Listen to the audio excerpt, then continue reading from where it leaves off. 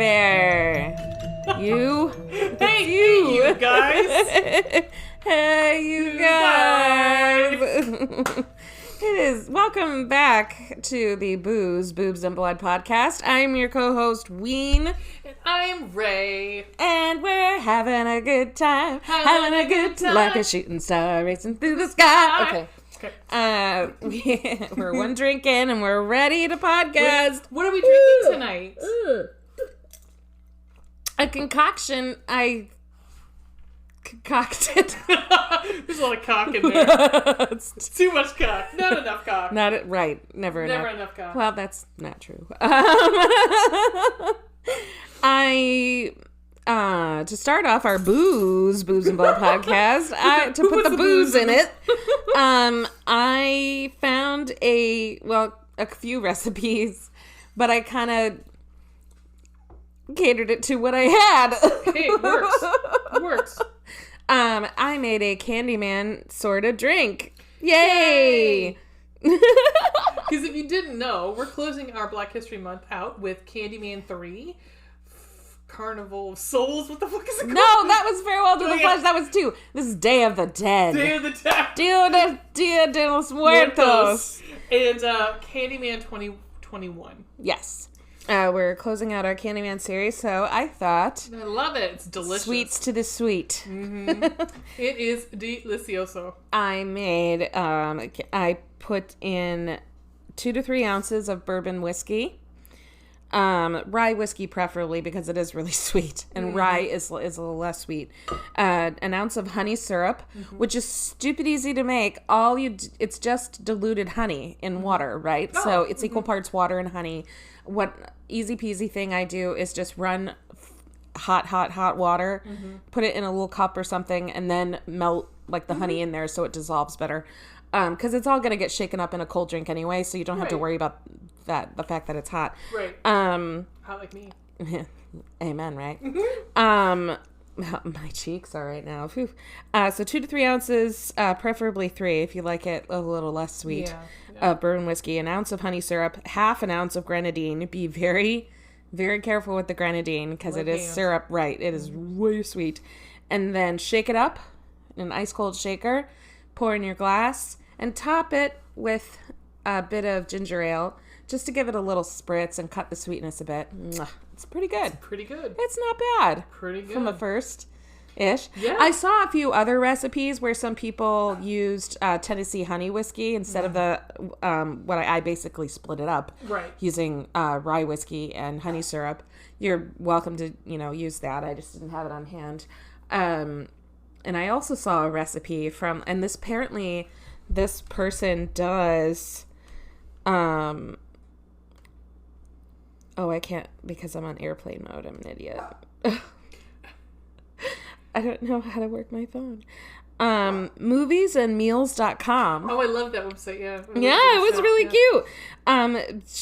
This person basically, or there's a bunch of blogs and stuff that make meals and drink recipes around horror films or a ton of movies, any movie. But I happened to see Candyman, but their version of the Candyman drink was basically a Manhattan. Yeah. It was bourbon, sweet vermouth, and, grenadine and cherry syrup. And I was like, made here which I've made. And I will not alter that recipe because it is... It's delicioso. Delicioso. So that's what we're drinking. Yay! And what I'm already almost done with. So what... Should we just say it's conjoined? It's a conjoined pickle tickle? Conjoined twin dyslexia or whatever. Yes. Yes, it was a combo tickle pickle. What did we do this week? Well, on Galentine's Day, which is, or no, the day before, on Saturday the 12th, we went to Akron Haunted Schoolhouse. And laboratory. We didn't go to the laboratory. Because that part was closed. Yeah, because it's mid-year. It's not their full whatevs. So we went... Luna wants to chime in. Yeah, she's singing along in the background. We drove down to Akron from the Cleveland area, which is about an hour. It was about an hour, yeah. And went to Haunted House. Eee! we can easily say why we had. I mean, I had a fucking blast. Oh, I did too. Yeah, but I have the hiccups right now. Oh no! You know the last time I had the hiccups? I don't know. That night. Oh Jesus, that's right. So here was a note to self for us: is we get a hotel room next time we do this. Yep. Yeah, we're gonna have to. A little too much. But it was great. It was so cool. It was like a club. It was weird. It was great. It was an old schoolhouse, right? This company, and they do this. I guess we talked to a few people there. I guess they do this several times, like 3, maybe 4 times a year, where they have like a winter thing, a summer thing, and then they have the big show. Obviously, would be Halloween. Summer. Oh yeah. So this was Cupid's Revenge, and it was like a Valentine's Day themed thing. They had Valentine's/horror themed cocktails and shots, and those did us in. Those that was mostly the thing. Yeah. One of the shots we had edible glitter in it, so of course I bought 10, and so we also got Fast Pass, which we will always get because it was like 100. I mean, we would have been waiting in line for it. Well, not too long. I mean, at some point, that hour had to have been an hour long. Yeah. At least. Yeah. Yeah. It was the door by the time we started. I mean, it was like I think it was like an extra $9 a ticket, but I mean, honestly, that's worth it. It was worth it because and you know what? We had a great time. They had the actual like equipment and everything, and the puppetry and like the rooms they had. So it was an old schoolhouse, right? So there were multiple levels, because it was in an old school. I think I want to say like 10, maybe 15 minutes. And I know time always feels like, especially when you're when I was in such a state, feels longer, but I swear it was at least 10, 15 minutes. And that's definitely... Oh, I'm going to say maybe even longer than that. Yeah, you think? I think so. It was decently long, and it was like 3 levels, and it was so much fun. The scare actors were great. They were really... Because there were a couple times where we were like, we got turned around. I literally went up and they're like, move this way.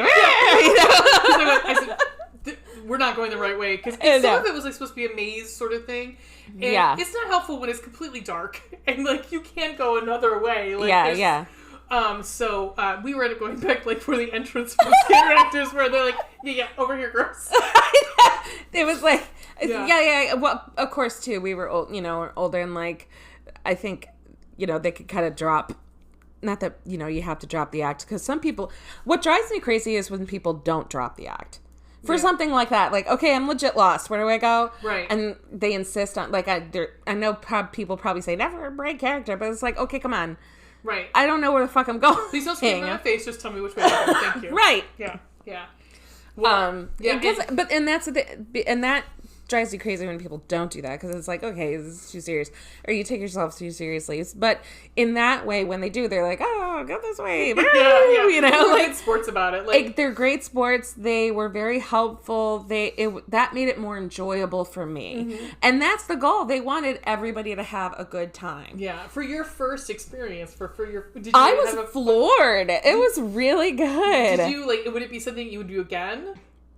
Yeah. Really? You didn't like it that much? No.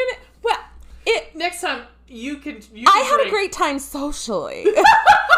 We ended up meeting some really nice people. Yeah. Do you remember? We weren't really expecting that. No. Go ahead. No, go. I was going to ask, remember that movie that he wanted us to ask about? And I completely forgot about it. Fuck. Shit. Oh, it was like each... So, I thought you Googled that and wrote it down or something. John, John and his lovely girlfriend Amanda. So cute. I'm pretty sure it was John. Guys, I drank a lot of liquor. Oh yeah. I had a good old time though. So he was telling us about a movie that he wants. I said we'd throw a shout out to see if anybody could let us know if they knew what the movie. He was from the 80s, and he said it sounded like a mystery house. Like you walked into this house. Or this group of people did. In each room, someone died in each room. Like, it was something different. I thought you guys couldn't think of the title. We couldn't. That's where he was wanting me to ask us if anybody knew. It sounded familiar to anybody. He said, you can't find it anywhere. Please email us at boozeboobsandbloodpodcast@gmail.com. Yeah! If you can think of it. There was some things I really liked about that. I did like that, where it was almost like a bayou sort of thing, where we had to walk over that, that bridge thing. Yeah. That was cool. They had a few I'm sorry, my thing is clowns. I don't like clowns. They had a little clown room. We had no clown room. They also had some... They had some massive puppets. Oh, I mean, animatronics? Massive! Yeah. Except for the last one, which wasn't working, and I was fucking pissed off. What are you gonna do? So, yeah, the last one wasn't working. It was giant. I don't know what it was. It looked like... I took a picture of one of them. But we also couldn't record, and that totally... I kind of figured we're not like a vlogger. Yeah. So I figured... And I haven't really seen any vlogs of this attraction, so I figured they don't let anybody... As it turns out, I kind of know someone who helps out, like, with building their sets and stuff like that. Oh, nice. Yeah. That works with my friend Annie, Yeah. It's awesome. Creative Apple, I think. Oh. Something like that. I can look that up. But we did. We met some nice ass people, and oh my gosh, we were a couple drinks in, and there was even one of the workers we ended up talking to, and he's got like one eye contact that is like scary looking, and this other side he had makeup on his face, latex, the whole bit. He had like, it was cute because it was like Valentine's Day themed, right? And there was a guy dressed in a diaper as a Cupid running around, but then there was this guy that had like suspenders and the tights, and he had his hand all gored up, and it was handcuffed to a faux hand, like a foam hand that was like ripped off, and it was really funny. We ended up talking to him for a good bit, and he told us a lot about like their group. And these people are so dedicated to what they do. It's like, go spend your money, honey. Like, get it. Yeah. And they do a great job. And they want people to have fun. And it's great. Yeah. I mean, I would go back in a heartbeat. And next time we go, you can drink. I'll lead, I guess. No one wants to lead, but honestly... I was right behind Ray, like... freaking out and like I knew what I would do. I was screaming and then people go to my face and I was just like, cool. And I keep okay. And I was like giggling. Yeah. Like I did. Because they kept coming up behind you. Oh, yeah. So like everyone doesn't want to be in the front, but I'm like, in the back kind of sucks because like, the best part is if you're in the middle. Because then all of a sudden, like you get, you're the first one to see the room, but then they do have people like on the sides of the walls, like talking through the walls and like in your ear, and you're like, ah! Yeah, A+. It was fun. It was fun. A+, definitely. Yeah. Yes.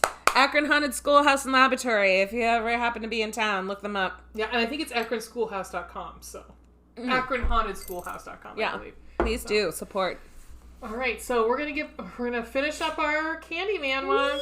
We're gonna come back and have a break, and we'll come back with Candyman 3 Carnival of Souls. That's what it is. Day of the Dead. Day of the Dead. Carnival of Souls. BRB.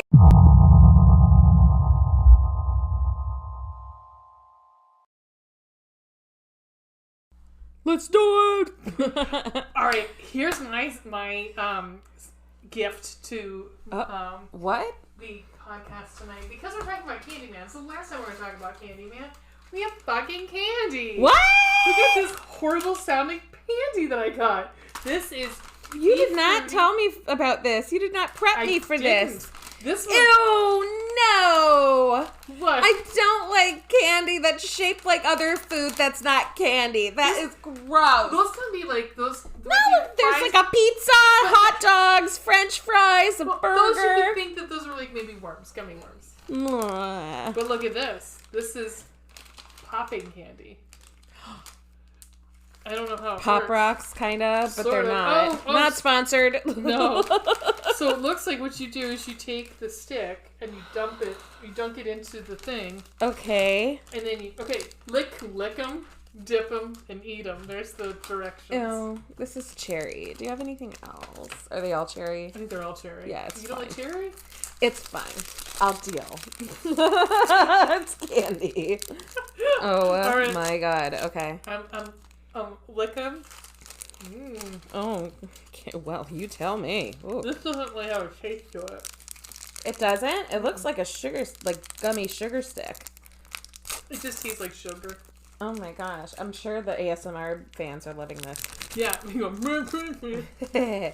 all right. Okay. You have to lick it. Lick it, stick it. Yeah, these are Pop Rocks. Why can't... Yep. Why can't it just This is Fun Dip, basically. Fun Dip with Pop Rocks on it. Yeah. Why do I need this? This seems not... Ah, there they go.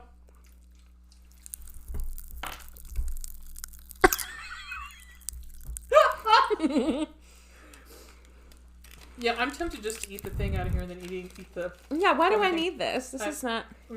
Yeah. There we go. There we go.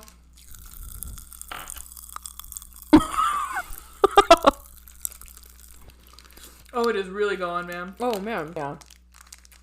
So, do you want me to start talking about... I'm sorry. I'm very picky. No, you're fine. I don't mean to sound ungrateful. No, you're fine. Okay. I just threw that at you, so... It's cool. It's totally funny. I will eat this, though. Go for it. That was fun.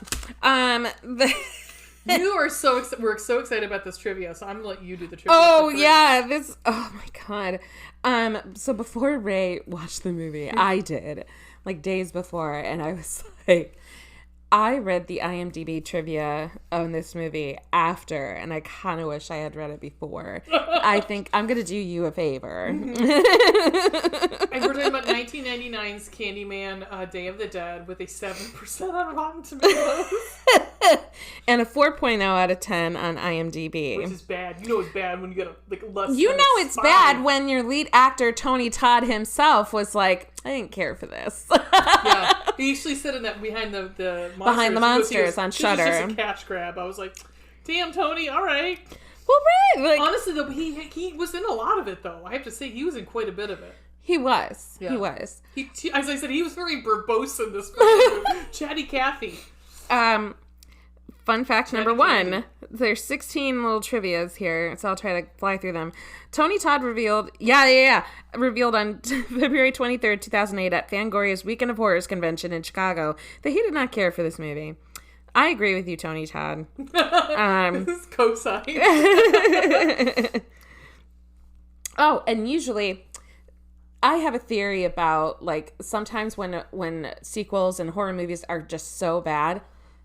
I'm telling you, if you do the research, I'm saying a good, solid 75% of the time, it's a contract issue. Contract and licensing bullshit. Yeah. So shortly before, this is funny though, before production began, Artisan discovered that Sony, who distributed the first film in the U.S., had legal right to any sequel. Someone in the legal department had not checked, but luckily for them... Sony declined any involvement. Sony said, fucking take it. Go for it. You know what? It's fine. It's fine. That is a rarity. It's gotta be that. Alright. No fun, fuckers. The first Candyman film to go straight to DVD. That right there explains it all, kids. Yeah. Here's the problem, the number one off the bat issue I have with this movie. Set roughly 25 years after the events in Candyman Farewell to the Flesh from 95. Do you know when this was, what year this would have taken place in? 2008? No, 2020. Yeah. This was supposed to be 2020. Yeah. But nobody ever said or indicated that in the film. No, especially when we get to 2021, which is a continuation of the story. But the first one. No, I think it takes all of them into it. I think it's supposed to take... I mean, I think you have to think that it's like... It's its own separate timeline. Sort of thing. That I think it's still... Because you can't separate the two because... I mean, she goes off... I mean, because... Candyman's still... It can be done, I guess. Still alive. I mean, it's not said that it's definitely not, but I would assume that it's part of the canon. This is funny. Part of the candy canon. Candy canon? Candyman canon. Say that 5 times fast. Say that with Pop Rocks in your mouth. If I do, does he show up? And then he's really chatty. He's like, let me tell you all about Candyman 3. I'm like, get out. Out. Tony Todd, wait, you can stay. Never mind. We'll talk about other things. How sex you are. According to audio commentary, the budget for the film was closer to $1 million, despite the production company claiming it was around $3 million. Where was that fucking $1 million? Where was it? You know, was it on screen? No. Here are two more facts that really set this movie up perfectly. Filming was rushed, and the director was only given 1 or 2 chances to film a scene. Keep moving on. You get 1 or 2 takes per shot. No, keep moving. Right. That's not good. No. Filming took and filming mainly took place over 18 days, with an additional 2 to 3 days spent on second unit shots. That's 2.5 weeks to make a movie. Yeah. How good do you expect this to be? Could you imagine that? They're like, someone flubs a line. They're like, "What do we? Check the gate. Keep moving. Keep moving. Check the gate. More scenes coming." This is great. The graffiti on the subway walls was done by real graffiti artists. Here's where part of the budget went. Crew members called up a group of them tagging in the area near production and offered them each $100 to do the same type of artwork on their subway set. Fuck yeah, why not? I did notice, and we've talked about this in the other ones, the other movies about Tony Todd and the bee stings. I noticed that he didn't have very many bees on him in this one. Because I think he's like fucking done with having the bees in his mouth. Yeah. Oh, he's yeah. Like, we're done here with the bees. And we're done. We're done. I don't fucking blame him. He also Shit. has a different coat in this one, too. Our starlet of the film, Playboy playmate Donna D'Errico, Baywatch's own, refused to do nude scenes when she was cast. She did agree to film a shower scene, but only if the camera was angled so it didn't reveal any actual nudity. She didn't mind the film crew seeing her naked, but didn't want it on screen. Because she was a serious actress. Well, I wrote here, and I have to believe that I bet you she started, I don't know, I have not watched a single moment of Baywatch, but I can imagine that she started as a stand-in for Pam Anderson. For Pam, yeah. And they were like... Yeah, because she's a carbon copy. She is. And I hate to say when it's bad when Pam Anderson's a better actress. But this woman is gorgeous. She's fucking stunning. She's gorgeous. She's absolutely stunning, but that does not an actor make. No. The other thing I want to add on here for production-wise is fucking Philip Glass pierced out. Nope. This soundtrack is garbage. Oh my god. It's John Short's to say. This is garbage. Yeah. Oh, poor Tony Todd. I'm sorry, buddy. I just wrote at one point, man's just trying to make a living, you know? This is gonna be bad. This is gonna be bad. So, Candyman 2 filmed in 95. Candyman 3 filmed in 99. Mm-hmm. At the end of 2, we have Annie's child, Caroline, named after her great-great-great-grandmother, who was Daniel Robitaille's lover. And mother to his child. Yeah, yep. Isabel. At the end of the movie, I fucking should have checked this. I think Caroline was 6 years old. I don't remember how many years later. 2? I think it was 6. Mm-hmm. Oh, it was, no, in the end of 2, you mean? Yeah. I'm almost 6. positive. Wasn't it 6 years later? 6, yeah. So that would put us to 2001, at the very, very end. Right. If we don't get a date on it, so we don't know if it. No, we don't. We don't. We get nothing. So what was that factoid? How many years after? Shit, I just closed it. Pause. 25, wasn't it? 25 years after 2. So that would have been... Oh. Yeah, so it would have been 2020. Yeah. What the fuck? I don't know, but I'll say... Because that would have made her... Well, that would have made her 25. Yeah. I gotcha. Okay. Because otherwise... Right. Continuity problems. Which, honestly, thinking about the end of this movie and what happens in this next movie, where it's almost like Candyman is reborn. So it actually kind of makes sense that it does all fit in the same timeline. Yeah. Well, let's get into this piece of garbage. I just wrote, hot chick wakes up and goes to the bathroom where... Oh, I called her Blondie. Whatever. Same. I just... I think I texted you at one point. I I said, why, at this point, why don't they just get an albino woman to play, play this character? Because they just get blonder and whiter. I'm like, do you understand that it's biracial character? Eyes still blue. Still blue. I'm like, oh, okay. Yeah, that's not how the probability of, bloodline and hair color and skin color and eye color pass down when you know what I mean? Yeah. They belong, yep. Okay. Cool. Even that far down. Right.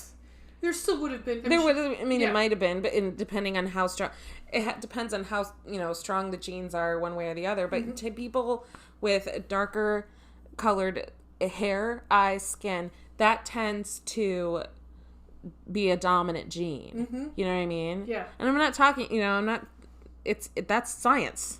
Anyway, Blondie has a nightmare. Yeah, and then she goes in the bathroom. Again, this is this whole series is just bathrooms. That's all this whole, I want to be like, can we just not be in a bathroom for once? But she goes in there, sweets to the sweet is in blood. That's usually where the mirror is, though. Yeah, I know. I was tired of bathrooms. It's written in blood on the wall. Sweets to the sweet. Written in blood. Girl, get your fucking faucet fixed. No matter. Then Caroline, an artist, talks about the nightmare about her great-great-grandfather. Sorry, it would be her. She says great-great. There would have to be a third generation in there. Because Daniel Robitaille, that was the 1890s. We're now in 2020. Yeah, she's missing some.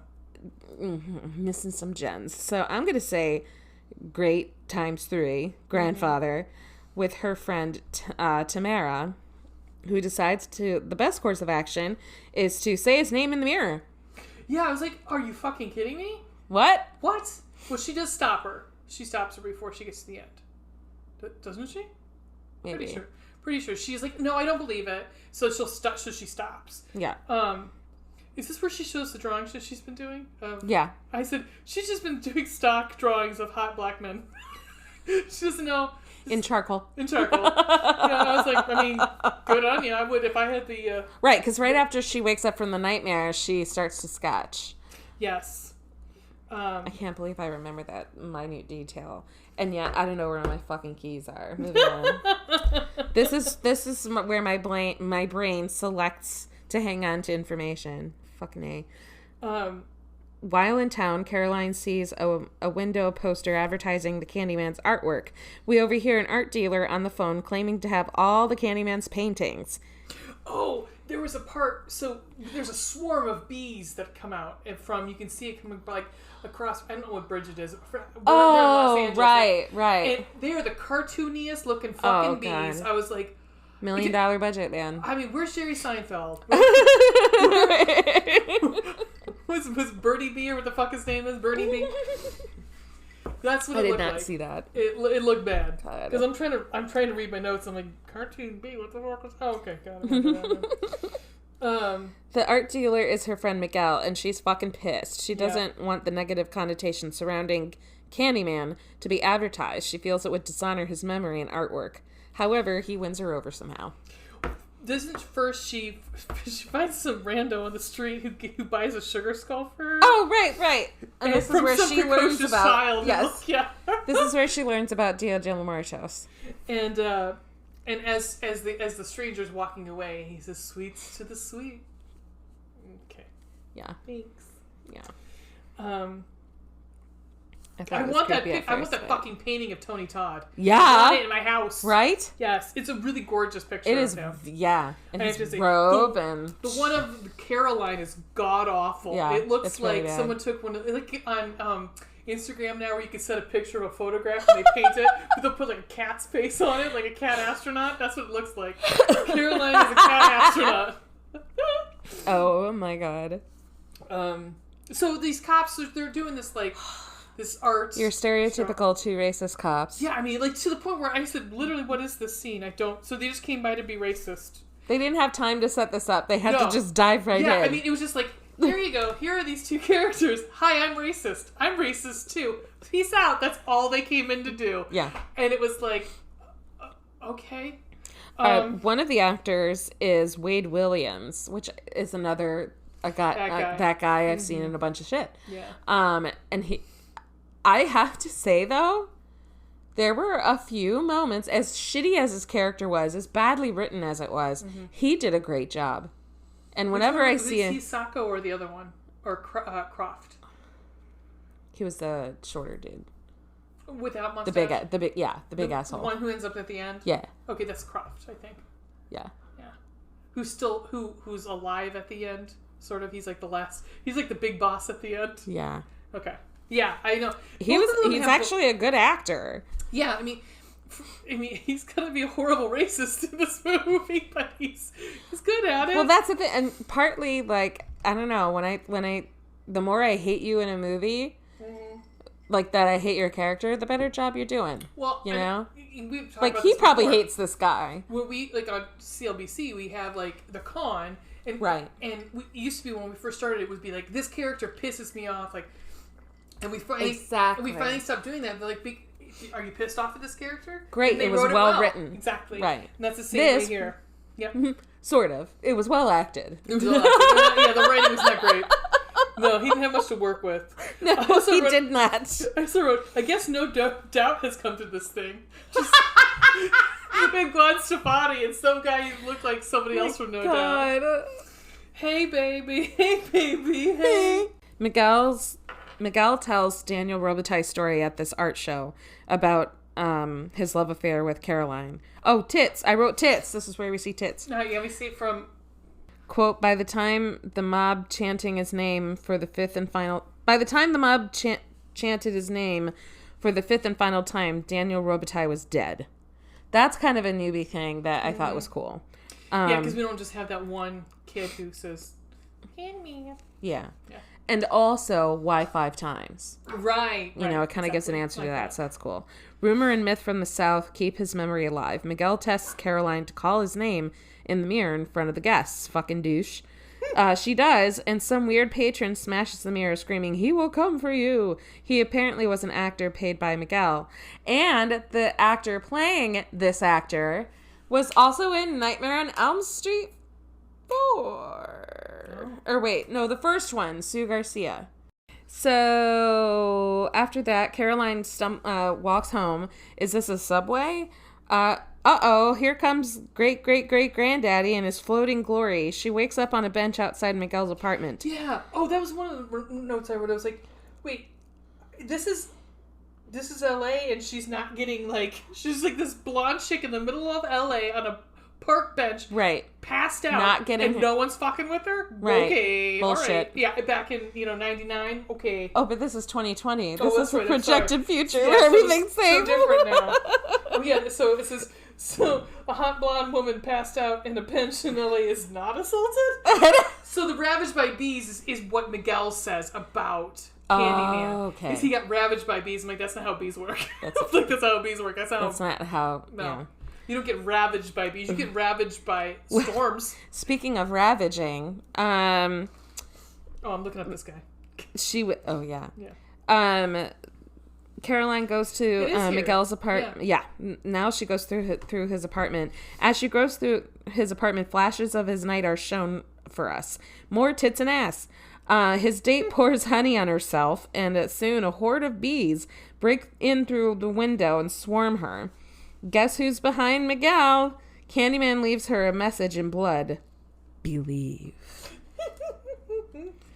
Get it? Believe? Oh. Birdie Benson B. All right. So then we start getting...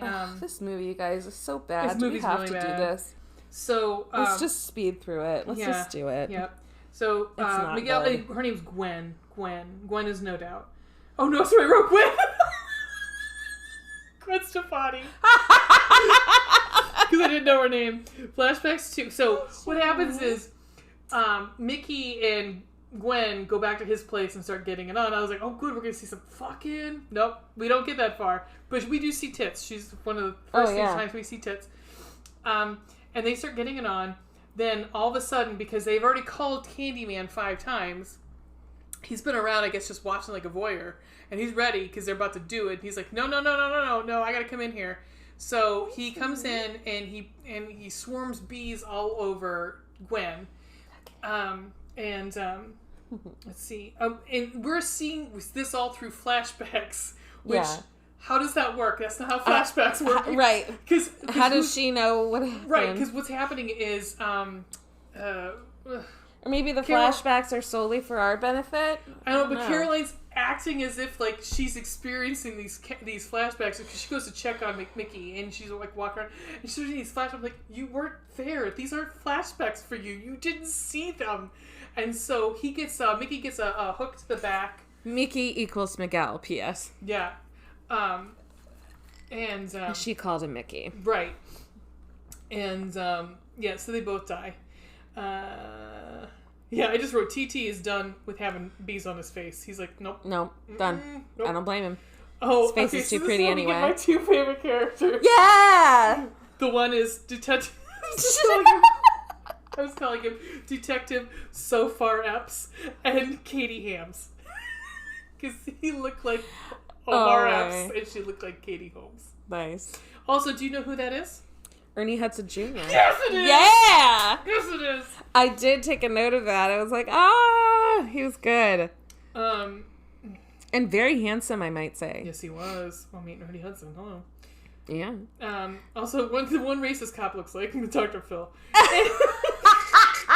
So they're doing they're investigating, and they already think it's David. Yeah. Because the great douche detectives arrive. Yeah, they think he was there, and so automatically they think it was him. All the paintings have been stolen from the art gallery. Side tangent. I wrote in asterisks. Tubi, I really don't mind watching commercials for a free app, but could you please actually resume the movie where it was interrupted instead of going back to the fucking beginning? Oh. It's so annoying. I don't know why yours doesn't. Now, if I pause I'm also casting it from the app, from my phone. Oh, okay. Is that why, do you think? Mm-hmm. Oh, so fucked. Yeah, because it was so annoying. If I pause it for too long, it'll do that. Yeah. Which I'm like, really?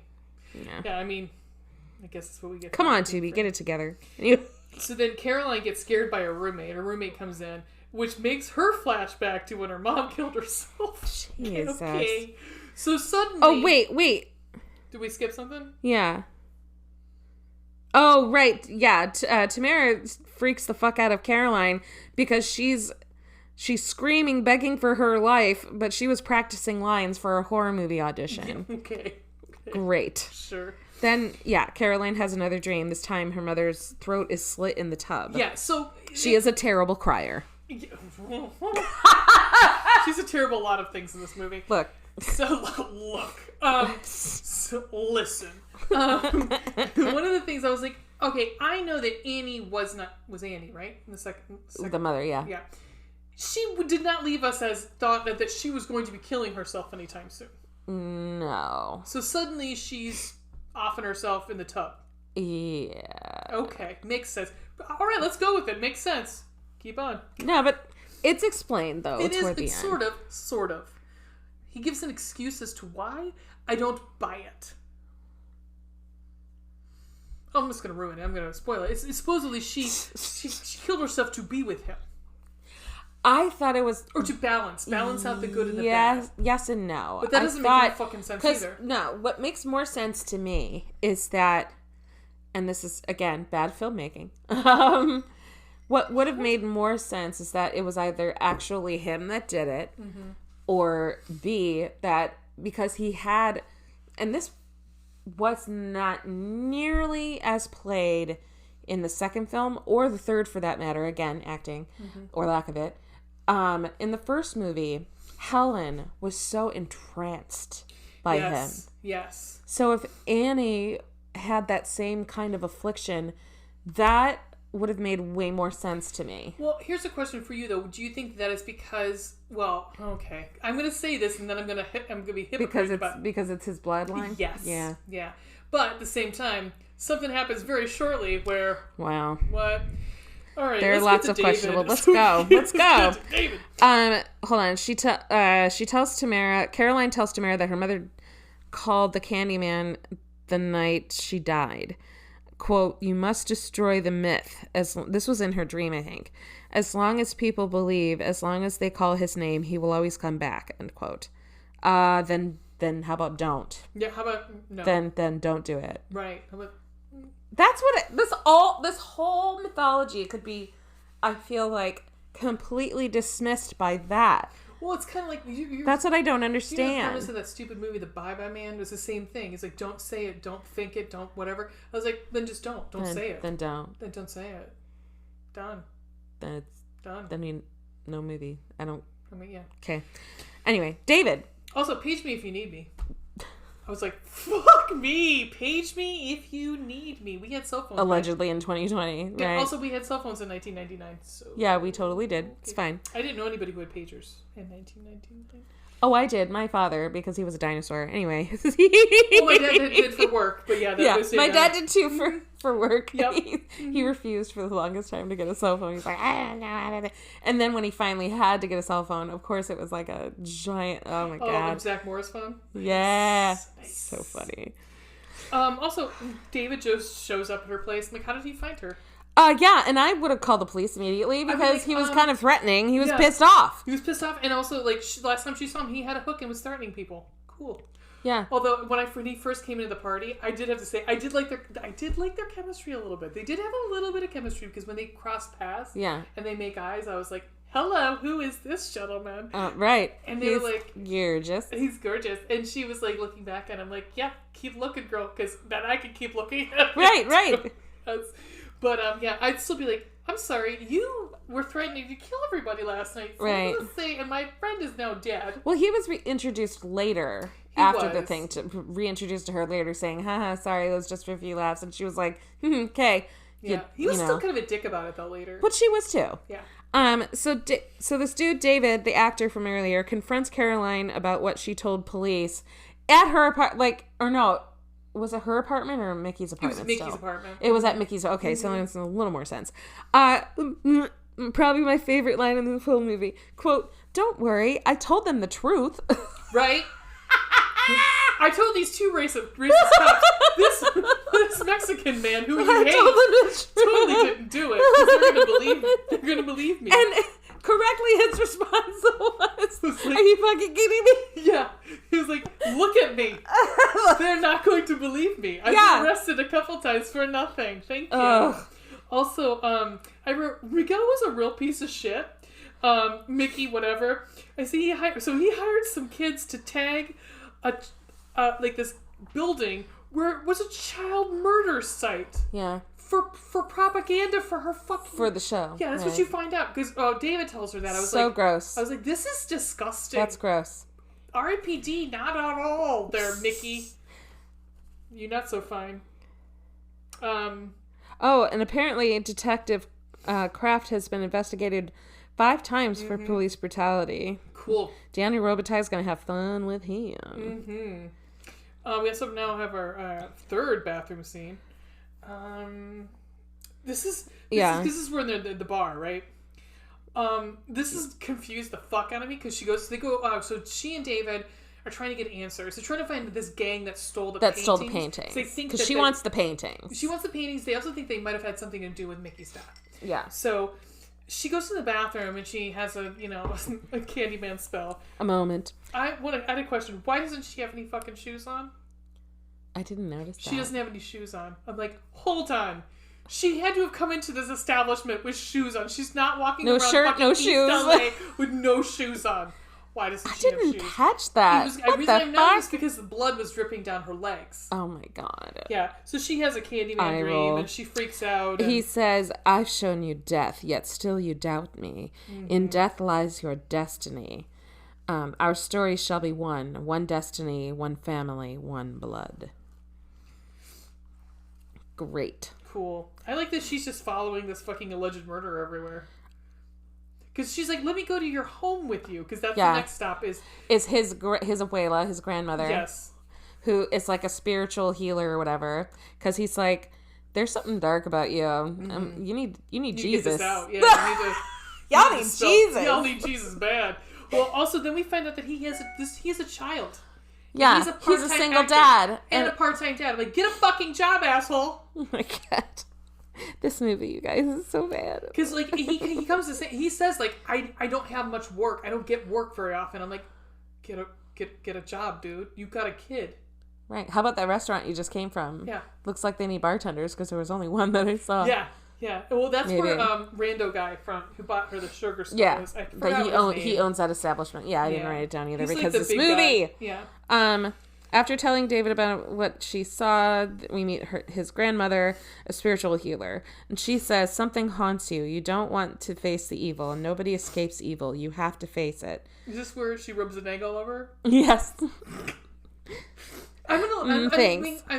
Evil cannot exist without good. Without one, the other cannot exist. Okay, cool. Then she rubs an egg all over her and then cracks the egg. And there's like a blood spot in it. Yeah. And then there's a really cool which happens here. Sometimes. That's not an anomaly. Yeah, I mean, I'm making fun. It could be something cultural that I'm making fun of, and I apologize if it is something. It just was like, why Agreed. is she rubbing an egg on him? Maybe something to explain why she's rubbing an egg on her. Maybe she's like, girl, your face is thirsty. Like, you need some moisture, honey. Here's an egg. Some people use that as facial. I don't know. Not the outside of the egg, though. Just a whole egg? No, maybe not. Okay. But again, like, maybe some, like... Segue. Tell me why she's doing this. And then Kraft arrives at David's and swings his dick around. Well, first the egg starts bleeding. Oh, right. And she has that, like, faux fantasy or whatever. See, I blocked and then a bee crawls out of the bleeding hole in the egg. Ew. I have to say, I really like this visual. I thought it was really well done. Especially now knowing they only had $1 million. I was like, that was a cool effect. Pretty good effect. That's fair. I said 10 out of 10 recommend this movie if David gets naked. Because David fucks. Oh, yes. Do it. Dude, please. But so close. But she got cock blocked.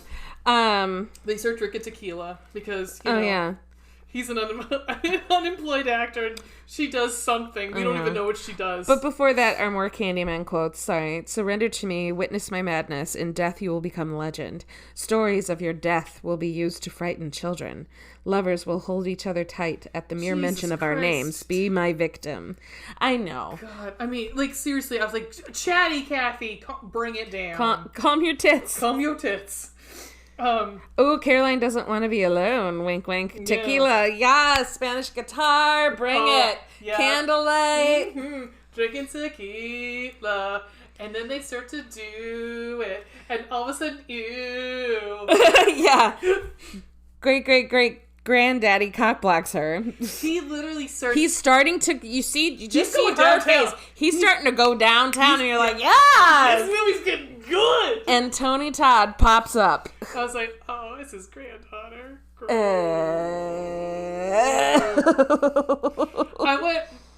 My nether regions went from hey to... Oh, yeah, it's shriveled up. Yeah, my ovaries went, no, do not want. It was so sad. Said, no, I do not want. And as she's like in her weird, confused state, he says, "You won't know true ecstasy until you have a taste of death. Another daughter will be orphaned unless you surrender to me." He's referring to David's daughter. I do not want to have in the same sentence ecstasy and grandparents. Yeah. I don't want a grandparent saying ecstasy to me. Ever. Gross. Or parent or sister or any relative. No. Unless they're referring to the drug. Yeah, this is true. call it Molly instead, okay? No, okay. I mean, this isn't Pornhub, guys. Ugh. So I skipped ahead a little bit just to get further along because not a ton happens. Yeah. Candyman kills the roommate because, as I wrote here, Gaelic shrug. Yeah. Candyman has David. Oh shit, was killing Tamara really necessary? Jesus. Of course Caroline is arrested. Kraft backhands her. Yeah, well, this is because when Grandpa is trying to get his tongue in, he steals David. Yeah. He kidnaps and David. Threatens to kill his daughter. I can't think of the daughter's name, but yeah. She's adorable. She's really cute. Of course, Caroline's arrested. Kraft backhands her when she tells him the Candyman was to blame. Candyman kills the other cop and gives Caroline the keys to escape her cuffs in the car. Yeah, it comes out of nowhere, almost out of his crotch. Like all of a sudden. Oh yeah, I was like, and then like rear side mirror. Yeah, that was actually a good kill, I have to say. That was good. And then she's got to climb over the dead body. I know. I liked that. I was like, okay, I see you, movie. Yeah. She's got to climb over it to get out, and then she's like covered in blood. Yeah. And she grabs his jacket and keeps going. And he speaks to her again. I cannot oblige you to die. You alone must decide your fate. But surrender to, again, Chatty Cathy. But surrender to me and talk of your death will live on the lips of the faithful forever. Caroline dashes to David's grandmother's. Can they find an actress under 100 to play Abuela? Like, it took her about an hour to get to the door. Oh, poor thing. I know, she was adorable, but I'm like... What can you do? I guess. She goes to the grandmother's to use the bathroom? Yeah, because she changes her clothes. Right. Luckily, somebody's got an undershirt there that just happens to fit just right. Just over the boobs. Yeah. Yikes. Photosensitivity warning, by the way. I think that there was some strobing effect, I think, in the bath. I don't remember. In the bathroom? Possibly. I think. Abuela says that you must find the good to destroy the evil. Was that when she was seeing Mickey's death again and she was having in the bathroom? Maybe, yeah. Again, how is she seeing Mickey's death? Yeah, you must destroy it. Okay, got that one. I'm checking off my notes. Caroline, So Tino calls. Oh, Tino, yeah. And tells that there's been the gang member suspected of stealing the painting. There's a lot of side shit that we did not need. Yeah, exactly. So she's gonna go. They take her to them, but it's a dupe. These idiot goths said this is part of the No Doubt group, right there. This group of idiot goths were, not that all goths are idiots, I'm saying these people in this movie were, it was awful. So they were like, yeah, we want the Candyman, man. Yeah, this gang, the gang was actually a mixture of goths and this street gang that had stolen. So, like, he takes her to this warehouse and surprise, he's like, here's where all the paintings are. Right. Yeah. They call themselves his new congregation. Oh, God. And she's like, you guys are fucking idiots. Cool. Yeah, and at the same time, isn't it the same time where there's another street party going on too? And I was like, come on. Yeah. Yeah, because it was Dia de Muertos and they're celebrating. So akin to Candyman 2, where they have fucking Mardi Gras going on. Of course, they have to have another big to-do street festival downtown LA here. Mm-hmm. So yeah, because this is where he explains why her mother killed herself willingly. Yeah.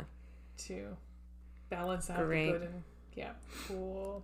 He kills all the goths and he's waiting for her to trade her life for David's. Mm-hmm. Wade Williams does not get enough roles. Well, at some point, Hams and Epps, they do who do they end up hitting? They end up punching somebody. Yeah. He punches Croft, right? Yeah, you said that, right? And I just wrote, Hams and Epps gonna be fucking tonight. Yeah. She looks at him like, oh my God. Like, love it. Yeah, I'm gonna jump on that tonight. Love it. Sorry, I'm trying to go back. No, I know. So Candyman kills literally everybody. Also, she wakes up and there's fucking rats everywhere. How did the rats show up so quickly? So, like, all these dead bodies that Candyman eviscerated, like, are covered in... I might as well be covered in maggots, too, while they're at it. Yeah. It's like, you know, time lapsed. It's fine. This... obvious... Yeah. Caroline finds where Candyman is hiding David. She frees... she frees him, and Candyman is immediately there. Did you see how she freed him, by the way? Again, bad movie effects. But he was, like, hanging with two giant... He was... two giant... meat hooks with chains on them hanging in the air, and the meat hooks were like in just under the skin in his back, like Texas Chainsaw. Just horrible, nasty. She gets him down. She instead of like trying to maneuver the hook under the skin, she just pops one out because somebody can't. Somebody did, because they only had 1 or 2 takes. Yeah. And they're like, just do it. We'll fix it in post. Right. The other one was, and he was like, oh! Shut the gate! God. I literally said I have no idea what day, time, where we're at this point. No. It was fuck all. It doesn't matter. Chatty Cathy says, come to me. Do not fear pain. It will be momentary. In death, they will be released. Peace. Our legends will be forever remembered. Written on the walls. Immortality shall be yours. The last of my descendants will finally be with me. At last, I will have what was taken from me so many, many years ago. My dignity, my destiny, my blood. He kisses her and opens up his bees. Behold your end. Nope. I just wrote, again. I just wrote, poor TT, no more bees, please. I know. Poor Tony Todd. God. Oh, and yes! No, go ahead. Oh. She's fucking pissed at this point, so she goes and she's over it. She takes, and she gets the hook, and she starts to cut up the portrait. And then... Go ahead. Fiery explosion!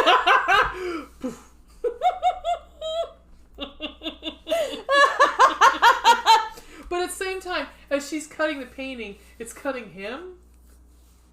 Okay. Is his soul in the painting? I guess. This is when I wrote, whatever, movie. Whatever. Dude, are these things like Horcruxes? Where's Nagini? Oh, does that mean she's got a part of it? She should kill herself, too? Oh, there you go. Oh, no. Drunk Racist is here. Yay. Woohoo! And then we get... Yeah. So, I wrote... she tends to David and fucking Kraft shows up, but Detective Handsome shoots him. Oh, I love Handsome. I like that. Yeah, good shot so far, Epps. So she just kind of like, blah, blah, blah, blah. This is all that happened. So it was all Kraft's fault. I was like... She blames it on Kraft because you must destroy the myth. Yeah. But at the same time, there's not enough evidence, but I guess no one's fucking cares. No. They're like, well, whatever. Circumstantial. And then they go have a lunch on a grave. So... Yeah, they close the movie with a picnic because Caroline says says that she's never been able to visit her mother's grave. So and it's Day of the Dead, so and David says at one point talks to her about Day. You go have a picnic on a grave, and I was like, okay. So they close with a picnic at her mother's grave. Cool. I just also wrote, fuck this movie. Fuck this movie so much. In the face. I'm sorry, Tony Todd, that you felt you had to do this. I don't fucking blame you, but oh my god. I'm angry. Anyhow. You guys. Let's do some ratings and get the fuck away from this movie. I'm sorry that took so long, you guys. It was bad. It was bad. Actually, it wasn't that bad. I mean, but it's bad. Yeah. No, the movie. Yeah, I don't mean timing. Timing, we were okay. Yeah.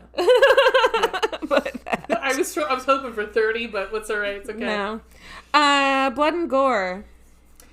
Ooh. I mean, it was kind of bloody, so I'm gonna say about at 2. Times, yeah. I said 2 as well. Yeah. Spooky, scary. -1. I don't know, 0. Yeah. I gave it 1. Sex and nudity. I don't like the sex in this.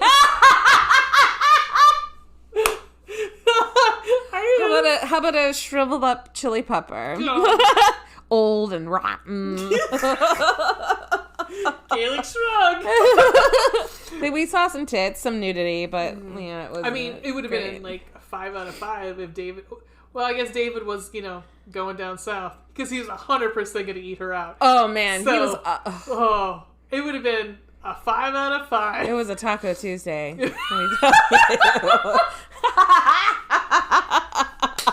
Fish tacos on the menu. No, why do you have to say fish? Oh, yeah. I'm gonna say 1.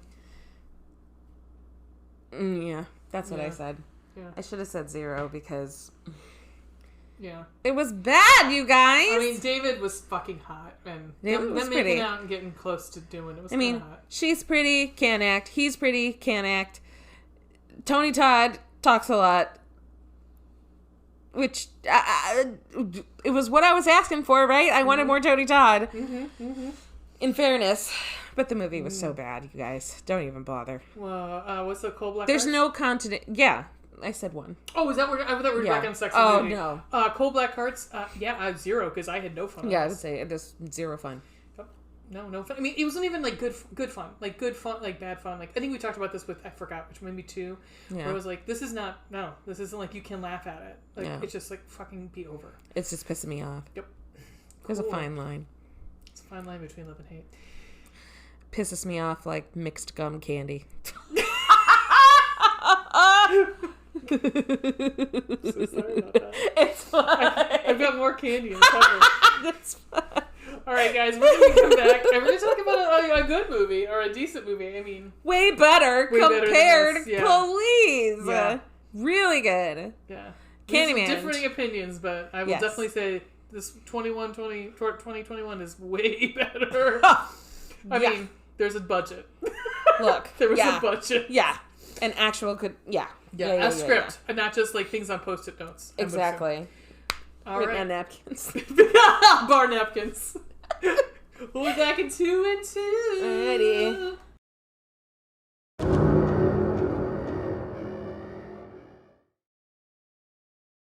Y'all ready for this?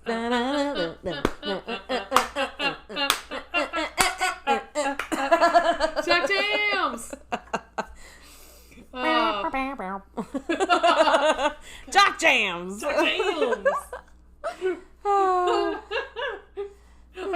I'm thinking some Jock Jams in my head. Are you? Yeah. Was it Boomerang? Or that was it? I can't. I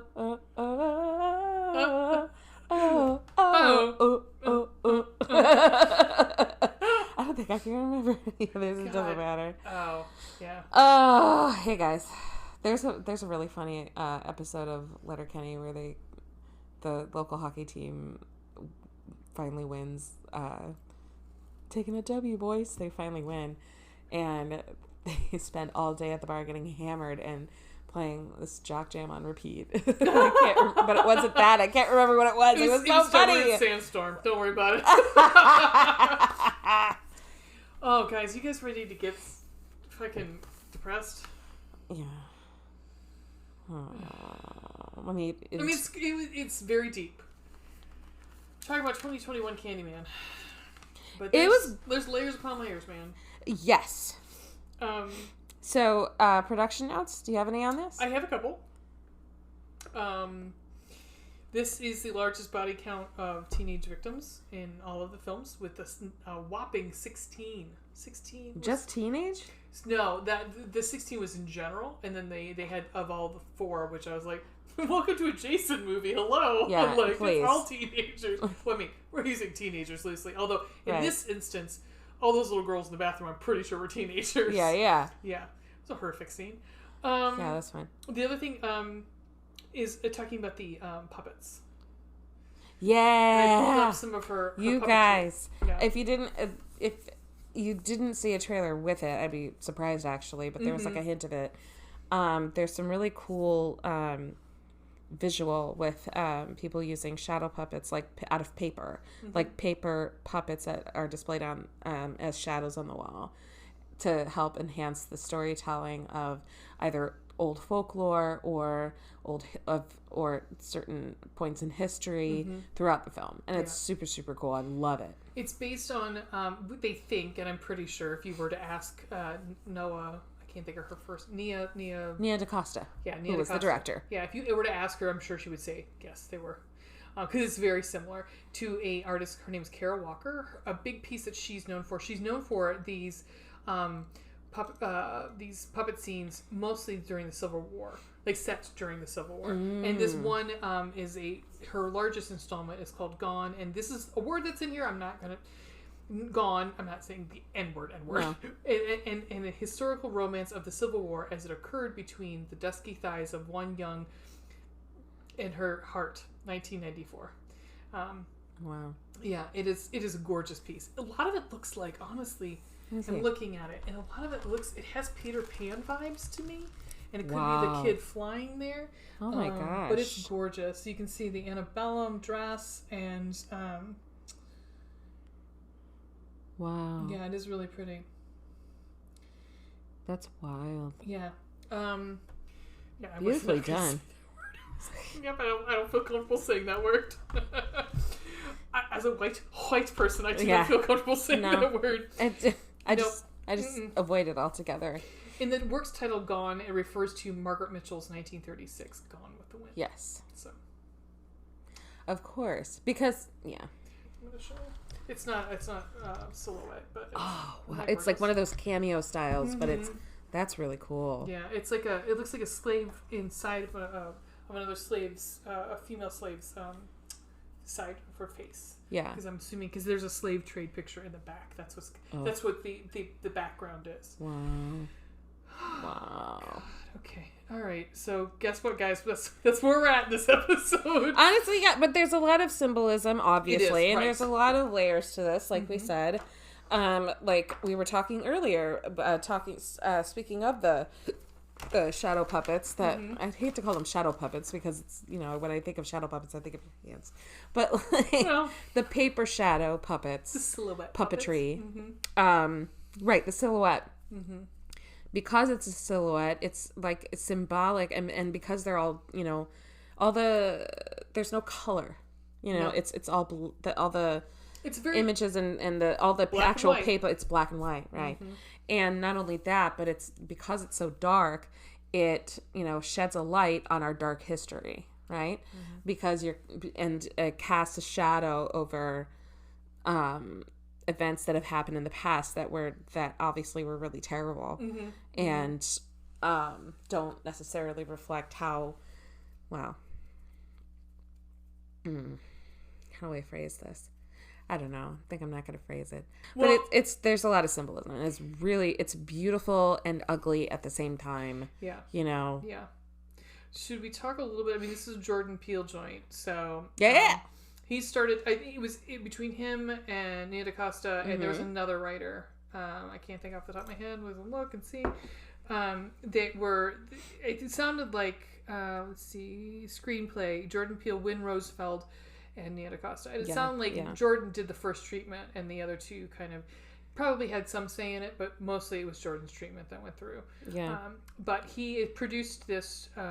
He is the executive producer on this movie.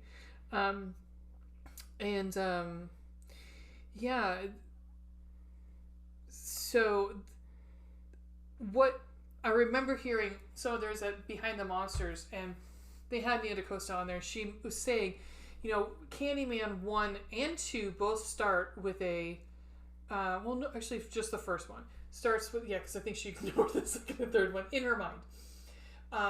There was a drone shot of Chicago from the sky, from the sky down. And she said, I wanted to flip that on its axis. And it is literally reversed. Way. Yep. It's from the ground up, and you just see like bottoms of buildings. But we start with Candyman by Sammy Davis Jr. and bees buzzing. I thought that was like, I thought like, we're in it.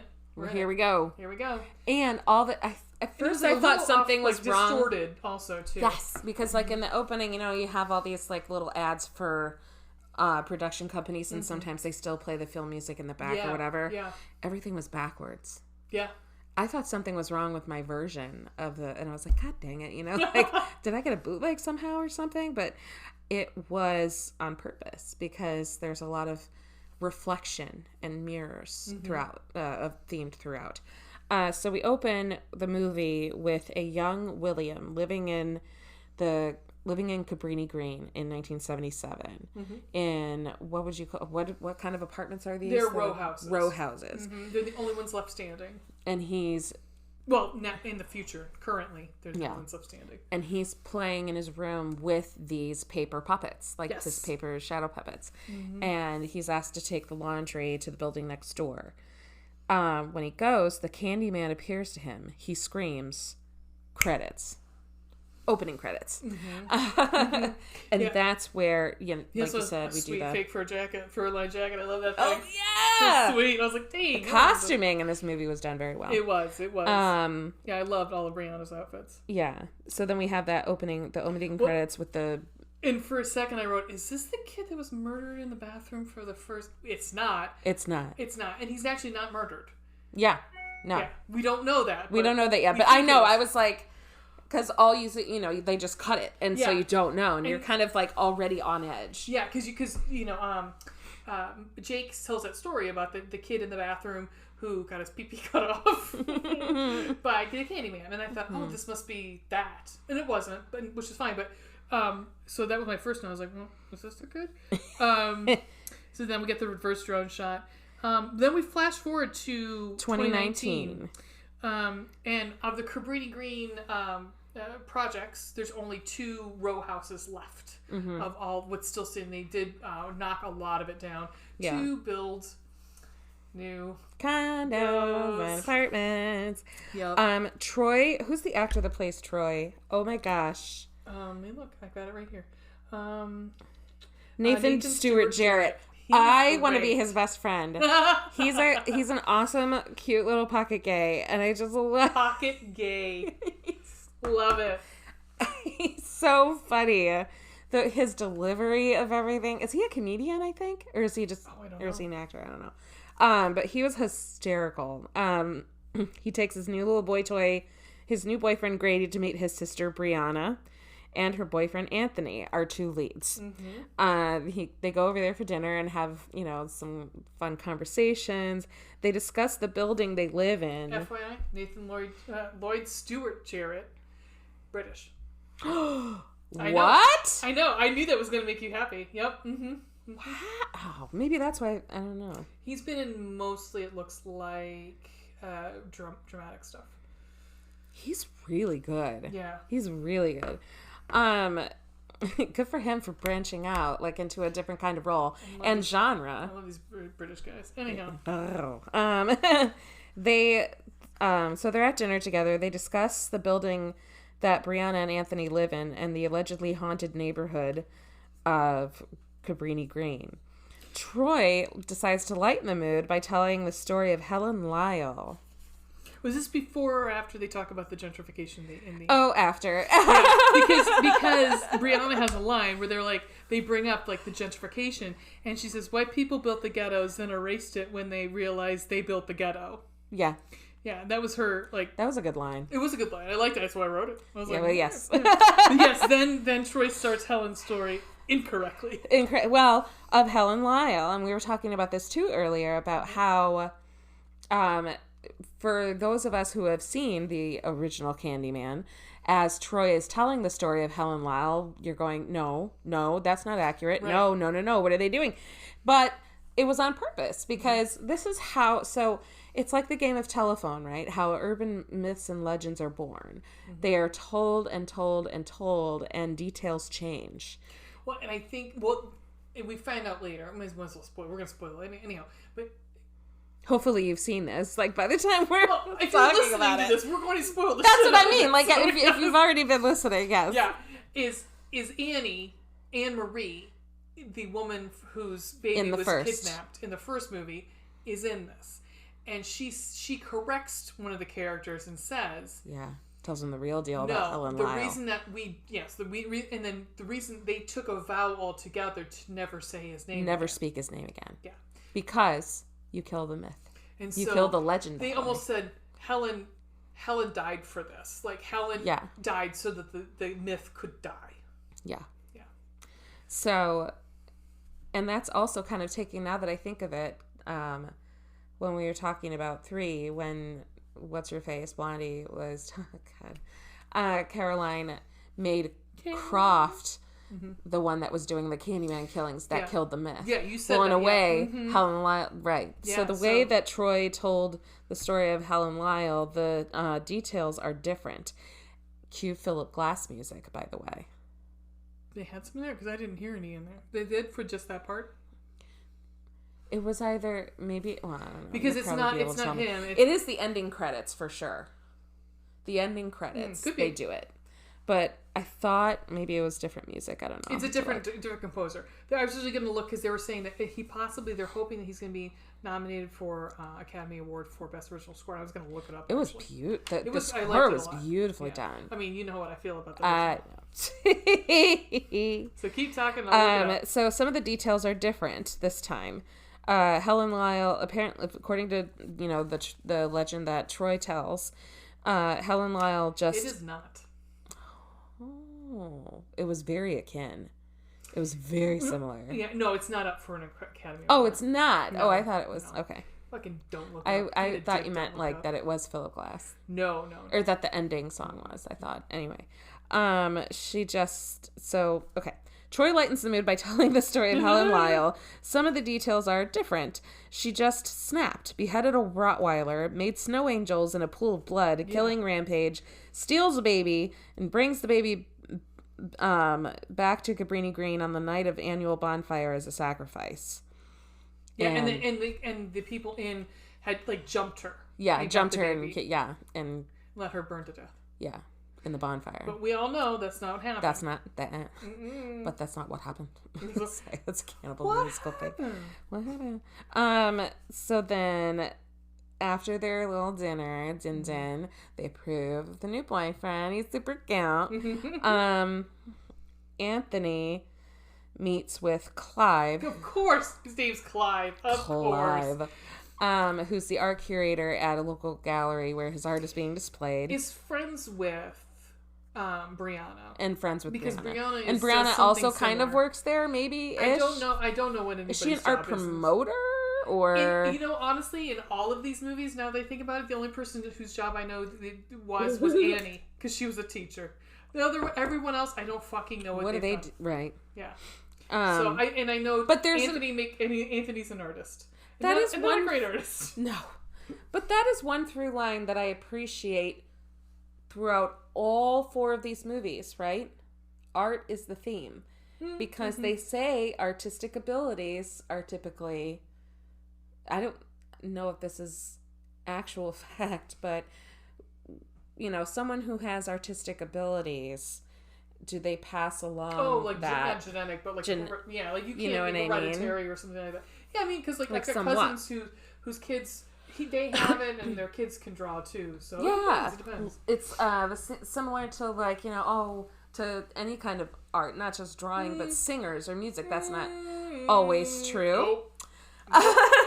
For example, me. I'm kind of we're kind of anomalies in our family. My poor father. No one wants to hear him sing. I love you, Dad. You'll never listen to this, but I love you. I know. Right. Oh my God. Because my next note, besides this, so. He meets with Clive at about an art show. Yeah, it gives him like idea what he wants to do because he wants to go to Cabrini and he wants to do research. And so, and Clive was kind of like off-put, like not 100% for it, and actually says something to Brianna like it's kind of like rote and pretentious, and kind of like it's. And he was fucking rude. Let's just say it. He was. He was rude. But honestly, like he's probably. I mean, he's closer to the pulse, and so he probably there probably been. Like think about like whenever like a high school kid's got a photography like project, they're like let's go take a picture of a plastic bag floating in the air. Like sorry, I just like that. And so I mean, I'm sure he's probably like, can you maybe figure something else out besides that? Because I'm sure there's been 5,000 people. Right, and Anthony is like all in on this idea. Yeah, and he doesn't realize what his connection to it is, but he just knows he feels a connection. Mm-hmm. So he actually goes to the row houses in Cabrini Green. And what happens? As he's snapping photos, he gets stung by a bee. I like that audio cue that you just did too. Oh my God. I'm terrified by the way. I know. We've talked about this. This is like the worst series for you. Freaked me out. I was like, ah, no. I have to say, you did spectacularly for being scared of bees. And honestly, and not making it like, was this movie scary? It's like a 5. Code red. Don't call 5. Don't be 5. We're gonna have to watch watch a Bee movie just to make you feel better. No. Oh, I don't care. That does... Come on. I want that to be a through line of the show. I'm going to make it something, but a fucking Bee movie. I'm going to watch... I've never seen it. I've never seen it either. A bee wants to have sex with a human. That's all I know. Oh my god. It's like Jerry Seinfeld Bee wants to have sex with Renee Zellweger. What's the deal with all this honey? What's the deal with this human and her huge vagina? Anyhow. I'm a bee. Alright. I also wrote, I live for Anthony and his fucking skinny jeans. Oh, yeah. You guys, this actor, what's the fuck is his name? I was just looking it up. Yaha Abdul Mateen is gorgeous. The second, I'm sorry. I forgot the suffix. Yes. Yahya Abdul Mateen. Yeah. Oh, my God. I would lick honey off of that, honey. Honey off of that, honey. Yeah. That's Henny. That's different. He's from NOLA. Oh my gosh. So pretty. He's so pretty. And he's got these skinny jeans on at one point. I was like... And he is cut! He's shredded like lettuce. I feel like at the dinner, like, her brother mentions, like, or like teases her about that, about him. Mm-hmm. Like he is cut up or something. Like he is super sexy. Yeah. Beautiful. He's shredded like cheddar cheese. It's thank like you. Freaking yes, please, thank you. Thank you. Mm-hmm. So, it's getting warm in here. So, William. But I live for it. I'll see those skinny jeans. Anyway, don't ever go away from men. Thank you. That guy's career is launched. Yeah, I wonder what he's doing next. Anyhow. So Anthony gets stung by a bee. And then walks around the row houses, and comes across William Sherman Fields. Isn't that his name? Huh? Sherman Fields. Yeah, yeah. That's his name. No, this is William. Wait, what? He tours the building, meets with William. William tells Anthony that Helen Lyle was looking for the Candyman. He tells his version about the Candyman, Sherman Fields. Sherman Fields, that's right. My brain. Okay. Who had a hook for a hand and and passed out Candyman candy. back in the day. Back in 77. Who had a hook for a hand and passed out candy to the neighborhood kids. With razor blades in them. Well, allegedly. Allegedly. There were in the news or like locally, the police were trying to catch this guy who was putting razor blades in kids' candy. Mm-hmm. They were suspecting it was him. Picking up from the movie's opening, police swarmed him and killed him on the spot. A few weeks later, more razor blades appeared in kids' candy. So, well, it weren't him. You know there is a Candyman serial killer. So he's wrongfully killed. There's what? There is a Candyman serial killer. Dean Corll. Mm-hmm. He was from Texas. And he was. There was like a whole bunch of he was a pederast who abducted, raped. Pederast. My face on that one, I was like, God, pedophile. Anyhow, what does that mean? It's like a kid toucher, like a. Oh, it's just another word. Mm-hmm, mm-hmm. I've never heard. Say it again. Pederast. Saturans. Oh God! Pederast. It's a man who engages in sexual activity. Okay. So yes, Dean Arnold Corll was an American serial killer and pederast who abducted, raped, tortured, and murdered at least 28 teenage boys and young men between 28. Between 70 and 73. Good God! And he worked at they owned a candy store. That's why they call him the Candyman. Gross. So you're also talking about around that time, 70 to 73. But then, when was the candy, the poison pixie sticks? Because that was another. I thought that was a parent. I thought it was, that did that to their kids. Yeah, O'Brien. That was earlier. So that was 74. Yeah. So that was in Texas also. Fucking Texas. Texas and Florida. What is this? Florida man, blah, blah, blah. Yeah, right. But, I mean, you're thinking about 1974. I'm guessing that's probably part of where some of the mythos and folklore come from. Where Clive Barker brought it from. Yeah. Yeah, because I'm assuming this book was written, I don't know it was in the 80s, but still, But that's where, if you guys hear about, like, you know, razor blades in your candy, it all comes from that O'Brien case. O'Brien with the poison. Yeah, because he wanted life insurance. Right. Yep. From his children. Yep. Awesome. So he's rotting in hell. It's great. Well, he did get murdered by the state. Murdered. Mm-hmm. Okay, let me go through this again. So, William tells Anthony that Lyle was looking for the Candyman. He tells his version about the Candyman, Sherman Fields. Okay. Oh, I did that. Okay. Yep. Yeah, because we kind of then flashed to pick up from the opening. Yeah, and William Burke he works he owns a laundromat. Yeah. And he goes in, and did you catch what he's reading? He's reading Clive Barker's The Forbidden, which is what the story is based off. Ah, there it is. Yep. There it is. This is when Anthony starts doing some CM art. He did some Candyman art. Yes. His new art inspiration is the aftermath and vengeance of the Candyman. He says, like, he's never felt so cemented. Which, there's got to be something in that line. I mean, because it's a weird phrase, but he definitely says he never felt more, I think he said cemented, didn't he? Connected. I don't know. My writing's horrible. Connect. Well, yeah. And that kind of makes sense, right? Because, like, especially after getting the backstory of the Candyman. Because the only Candyman that he knows about is the one William just told him about. Right. Sherman Fields, who was, again, wrongfully killed by police. Wrongfully killed by predominantly white officers. Right. And he doesn't know, and he does not know why he feels the connection yet.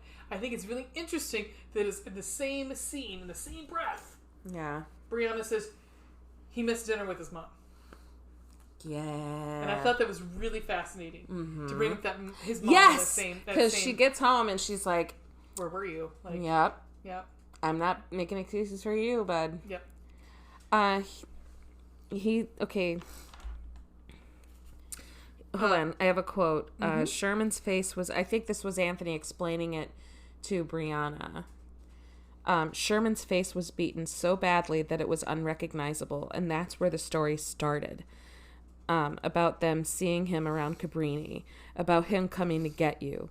Over time, his name disappears, and he just becomes the Candyman. End quote. Anthony jestfully summons Candyman in the window reflection. Notice, why does anyone want to summon this asshole? Thank you. I was like, you hear the backstory. Yeah, their backstory is like, oh yeah, let me summon this fucker so he can knife me with this fucking hook. Thank you. I guess that doesn't work, but yeah. Then we get to the art show. I do have to say, in their house, I think they make a point. I really enjoyed it. Is they make a point of the artwork that is in their apartment is very African heritage centric. Like, it's very like, it's such a contrast to what the artwork he does. What he ends up doing. Yeah, so I don't think that's his. I think that's other pieces that she's collected. And some of it, but in the beginning when they had the dinner party and Troy and Grady, I think his name is, are looking at the pieces. She's like, they need to be on display. They're your great work. And he's like, nah, it's okay. It's not. It's like, I don't like that she displays it, but whatever. What can I say about it? A lot of it is his. Yeah, but the stuff that's really into the heritage, I don't know if so much is his, because there's a couple pieces that were like silhouettes and stuff. Oh, okay. That I really enjoyed. I thought it was a nice touch for where we're going to be headed. Yeah. And it's contrast too, because like some of the pieces that, in particular, what I'm thinking of that was on that one wall, they were like 5 or 6 pieces, and a lot of them are very colorful, very vibrant, and full of life. Well, and now we get to his art, his new artwork that he's doing. Dayglow diorama, Dayglow diorama in the bathroom mirrors. In the medicine cabinet. Yeah, bathroom mirrors. Cool. Yeah, the art critic wasn't so thrilled either. Guess what? I wasn't either. I was like, it's a mirror. Cool. And if you have to tell someone to go up and open it, and she's probably right. I mean, how often do you see... Yeah, she was kind of bored with it. And I don't blame her. It was kind of rote and boring. I mean, if I went up to like a wall and it was always like a fucking mirror, I'd be like, what is this? And then he just tells you to summon Candyman. Cool. No. But the inside, I wasn't thrilled. I mean, I didn't. Again, not my piece, not my thing. But I was like, I mean, but you know, fair. I also think like, but you know, I also think it wasn't really supposed to be spectacular because it was also supposed to be a flop. That's true. That's true. Because he's not supposed to be the greatest artist. He really isn't. And if you think about how many fucking people are... He's not the GOAT. No, we know who the GOAT is. What's his name? My brain. John Legend. We know John Legend is the GOAT. Thank you very much. But yeah, he's encouraging people to summon Candyman. Mm-hmm. What? Again, why summon this asshole? He's strangely connected. I do like Troy's line where he's like, black people don't need to be summoning shit. Thank you. I know. I hand clapped that too. It's like, yes. Amen. Yeah. Because Grady's, that's the boyfriend, right? Grady's like, should we do it? Should we summon? Oh, you know. Yeah. He started saying it like once or twice, and Troy was like, shut the fuck up. Yeah. That was I laughed. I laughed so hard at that line.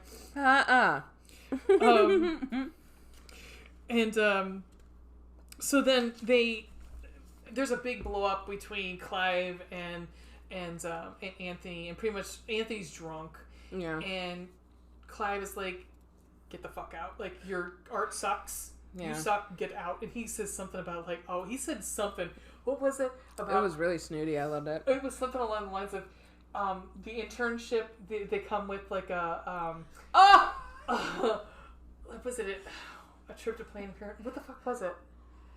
Oh, the health benefits of interns don't include trying to plan a trip to Planned Parenthood or something like that. It was good. I was like, damn, because this girl that Clive has brought up, Jerica, is extremely young. Which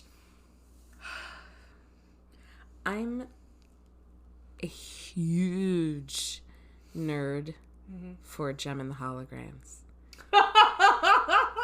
Do you think? I have to give a shot. I had swore, and my sister too. Well, in that same scene, we've got the Jurassic Park reference coming up. Well, there's that. So I'm saying it could possibly be a reference. So Gem and the Holograms was an 80s cartoon that was short-lived back in the mid to late 80s. And my sister and I were huge fans.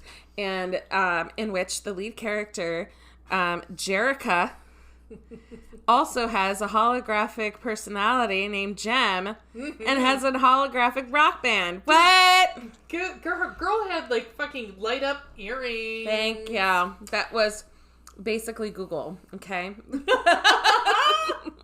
Named Synergy. Synergy. Which, it was hysterical. My sister has they have the Alexa at their home. Her husband tried, but could not get Alexa's name to change to Synergy. I was so mad. But anyway, I always loved the name Jerica. But unfortunately, this Jerica is an asshole. Oh, yeah, and she decides to summon fucking Candyman. She's an idiot. So it's just the two of them in this, in the shut down art gallery. He's locked the doors. I don't know if he quite realized he locked them in at the time. But she summons him, and Candyman doesn't waste any fucking time. Hell no. What I like about, we talked about this a little earlier, what I like about this Candyman, he's invisible. Mm-hmm. So we see... Except in reflection. And we see Anthony, like, working... Was he painting at that point, too? He's painting, and he's kind of experiencing, but not really. You get kind of like... Yeah. But... It's more focused on the killing of these two, and holy God, did they get killed. Oh, yeah. There is a Jurassic Park reference where Clive, they're trying to get out because, like, holy fuck, Candyman's here. He already straight up murdered Jessica. No, they're running. He broke the mirror and was coming in.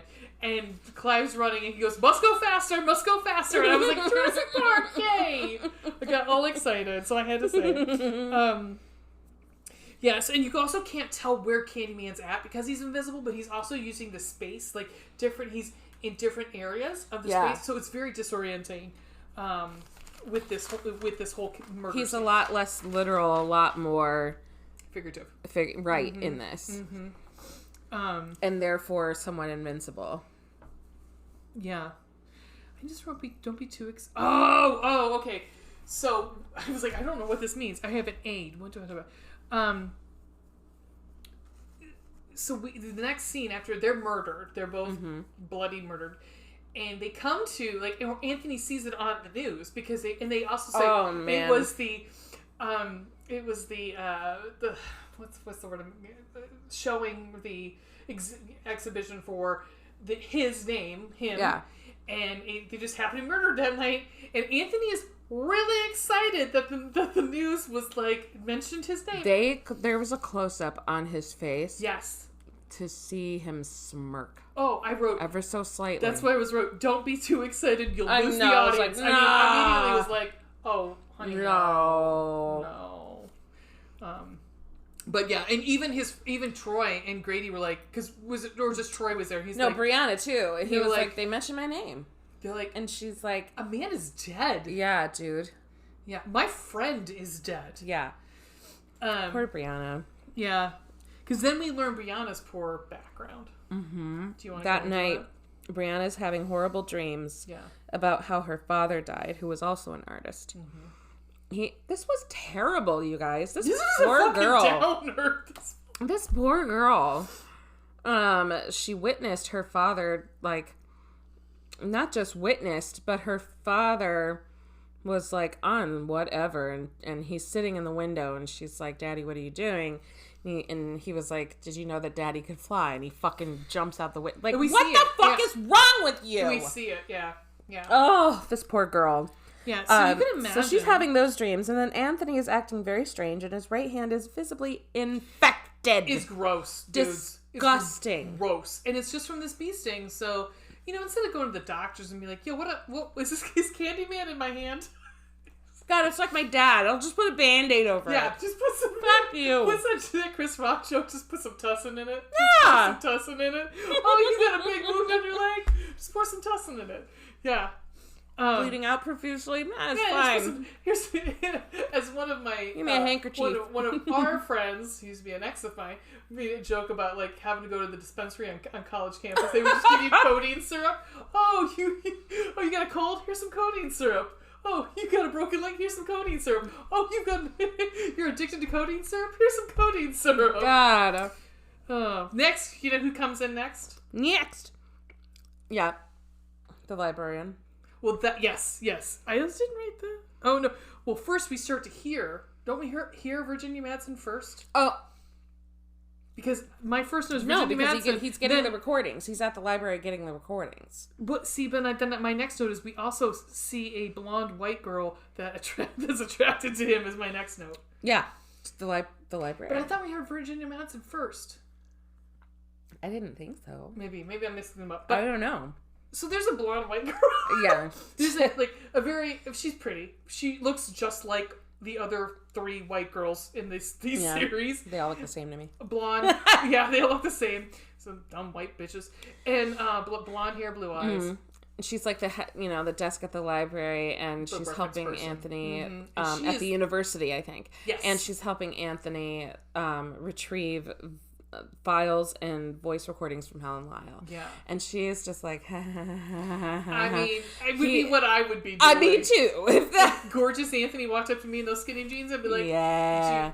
I get off in like 5 minutes. Do you want to get off in 5 minutes? It was funny. She was like fumbling around. It was so cute. I'm like, yes, girl, get it. Yeah.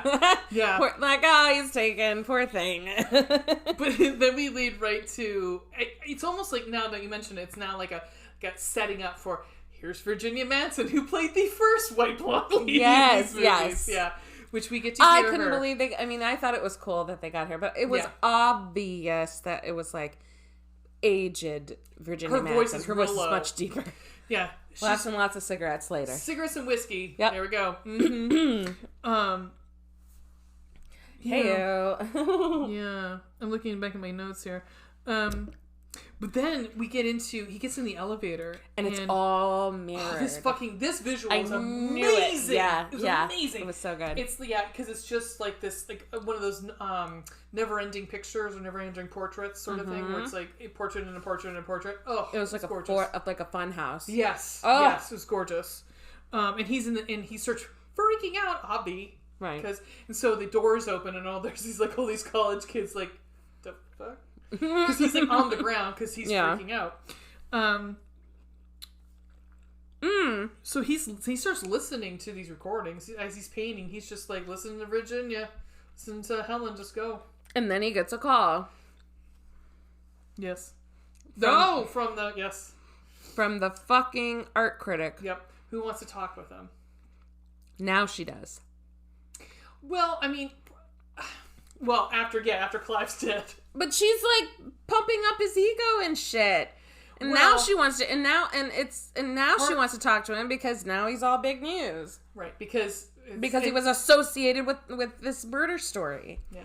Disgusting. It is, and that's how the art world sort of works, unfortunately. The art world, that's how the world works these days. Like, that's like, isn't that, well, you've never seen She's All That, but it's like, oh, Lacey, the best artists of the best work posthumously. Maybe you should think about it. Like, yeah, like that is true. But sadly true. She had a change of heart apparently on her opinion of Anthony's work after the murders. Yay. She calls it his work seems eternal, which I think there's a reason she used the word eternal. How many times has fucking Candyman talked about eternal? Eternity. Mm-hmm. Yeah. Mm. So... Oh, we get another bathroom scene. Yeah. Yep. Anthony dares this woman, the art critic, to call for Candyman in the mirror. Mm-hmm. She goes to the bathroom, kind of looks in the mirror, but they don't show what she does. So we don't know for sure. Meanwhile, as he waits for her, he picks at his scab. Why? It's gross. Passes, and it like, it's so nasty. And he's like getting a napkin. He passes a mirror in the hall, and his reflection shows him as Sherman Fields as a Candyman. He's also then put a bandage on it. Yeah. So it does look like he's missing a hand. Yeah. Yeah. And it's his right hand. Yeah. And it's Yep. He freaks out and leaves. The critic, as we pan out, this was so cool, I thought. Did you? Yeah, because it looks like, what does it look like? She gets killed. Well, no. What is the apartment building look like a beehive. Oh, I didn't even get, that's really cool. Mm-hmm. But yes, no, lots of, It was like a very closely, like, it's a building. It was actually almost kind of roundish, kind of. Yeah. And it was like little tiny pods. There's a lot of cool symbolism and layers. There's a lot of nice imagery in it. Yeah. It was so well done. The imagery in this movie was certainly well done. But outstanding. The husband, so they do find her because she's dead-ski. Yeah. But her husband is the fucking lead suspect on that one. Not like, yeah. Dude was at her apartment because no one knows. Also, when he's going to the apartment, I was like, what kind of fucking slum is he in here? And it happened to be her apartment. I was like, that's a shitty looking hallway. Sometimes, yeah. You never know. Art critics, whatever. Oh. And then we get more puppets.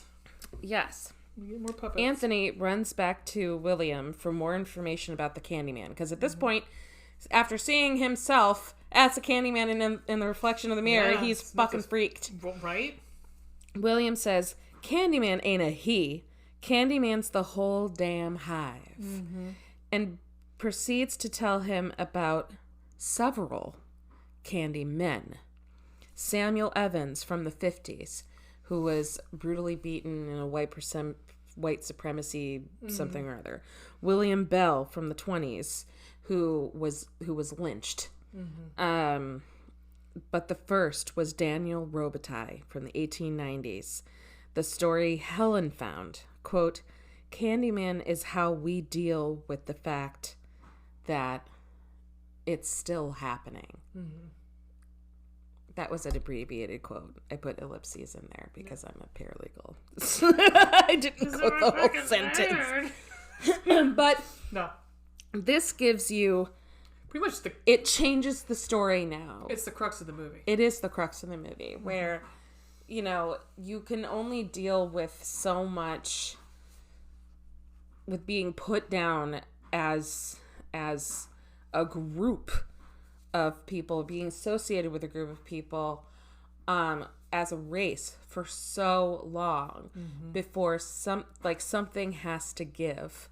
And their answer, at least in Cabrini Green in the Chicago area, was Candyman. I thought it was so cool. Yeah. It was an interesting take on it. Oh, I wrote, Anthony, Jesus fucking Christ, please go to the hospital. Oh, Jesus. Like, he's literally, he's falling apart at this point. You're like, your arm's falling off, like, dude. At the point where it's like an hour ago of the movie, I would have said, go to the fucking hospital. Yeah. What is manner with you? Yeah. And how is Brianna not noticing? Right? Or saying something. Well, she would say something. She notices something else at the house. And that's the disturbing fucking artwork. Oh, yeah. Yeah. But this is where Brianna leaves and says, I told you not to start dating that Dapper Dan, little Basquiat ass, fucking no job, Sun Ra. And I was like, oh my God. Yeah. A fucking man. Yeah. Okay. Anthony, so at the hospital, or after the at the hospital, Anthony sees a news report about more Candyman victims from a prep school. Say my name written in their blood. Yeah. That was just in the report. Yeah, because the next part is the high school girls, and then Anthony begins to undergo a physical transformation, and then he goes to the hospital, where he learns that his mother Anne Marie lied about where he was born, and he finally goes to see his mother because the doctor comes in and was like, "Oh, welcome back." Welcome back. And he's like, "Welcome back where?" And he's like, "I was born wherever." And he said the South Side. She's like, "No, not according to these right here medical records." Yeah, right here. These one medical records. Yeah, this one sheet. This one sheet of that. So yeah. Oh, this so scene. Then he's like, I guess I got to go talk to mom. Yeah, finally, fucking finally, call your mother. So going back to the high school girls, there's like one of them was at the art show, and she was like, "She's the one who brought over this." Yeah, she's brought the one who pretty much brought Candyman to these girls, and I think it must be said that all the girls that are out chanting are all white girls, and the girl that's in the bathroom is a black girl. I think she happens to be in the bathroom after they've all. Did you notice they all kicked her stall? So obviously they don't like her. Yeah, and she's got headphones on. She knows she can hear them, so she knows. She must have already known what the Candyman thing was, because she starts to really put her music on and really when they start chanting Candyman. So I think she understands. She might not know the whole story, but that what? Mm-hmm. She's in the toilet listening to music. I know she is, but I didn't think she heard them until they started screaming, and she was like, "No," because they start kicking her. They also kick her. The and I thought that's when she. It's worth it to go back and watch, but I mean, it seems like if anything, she's fucking scared because there's like 5 white bitches like kicking on her stall. Yeah, but I think there was definitely a reason the director wanted it to be these 5 white girls and this black girl in the bathroom. Yeah. It had to be. Of the symbolism. Yeah. Because they get fucking murdered. Oh, man. Eviscerated. It was eviscerated. Just slaughtered. Yeah. It was amazing. It was crazy. After the hospital, he goes to his mammy. Mm-hmm. His mammy. His mammy. Anne Marie, who... And he's like so confused. He's like, you told me I was born in the South Side. What's with all the lies? Why lie about that? And, what's going on and blah, blah, blah. And he mentions just the name Candyman, and she shushes him right away and then tells him about the truth about Helen Lyle and in the original movie what happened. Mm-hmm. About how that Helen saved him from the Candyman. And ever since that event, everyone at that building and in Cabrini Green, they vowed never to mention Candyman again, so he wouldn't be summoned again. The people of Cabrini Green vowed never to say his name, but someone's broken that vow, apparently, and now he's after Anthony, because Anthony was supposed to be the original sacrifice. Mm-hmm. Or something like that. That I didn't get. Because in the first movie, the Candyman was using the baby as bait, basically, with Helen Miles, saying, it's you or the baby. Yeah. So, I don't know, whatever.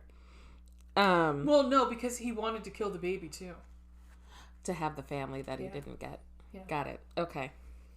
So, it's something about Anthony. Well, so he marked him. He marked Anthony. Is this where they go to dinner and this bitch is like... Oh, yeah. Careful. Is this bitch accusing Brianna of killing Clive? Because she says, buzzing about Anthony. Everybody's buzzing about Anthony. I know. I thought that was hysterical. That's from... Anthony's face is falling off, guys. Right. His face is literally falling off. I know, like, again, like, what the fuck cream are they giving you, honey? On the other side, Anne Marie is the same from the first movie. It looks fucking gorgeous. Oh my god. Fucking It's gorgeous. hard to believe that was his mother. I know. And the original art and the original actor. She's fucking I know. Gorgeous. Gorgeous. So, yes, because this is when Tori and Brianna come back to get her stuff. Mm-hmm. And they get her things from her apartment. Because Brianna and Anthony had a blow up. Yeah. And then they had a fight. After she was like, you know, you're obsessed with Candyman. Candyman is nothing. And then she turns around to a mirror to try to, you know, and calls out Candyman. And he knows she's going to do it like 5 times. And he throws something past her to shatter the mirror. She interprets that as, rightly so. Yeah. As like a possible threat made against her, and she was like, oh hell no, and she fucking books. That's when she leaves and goes to Troy's. And then Troy, when they get back to the apartment to get her stuff, Troy is like, we are here, hello, make your presence known. Like, hello. Yes. We are here, we're just getting her stuff. Come out now. Like, spoiler alert, Troy makes it through the movie and I'm very excited. Oh, yes. He was great. Oh my god, he was so funny.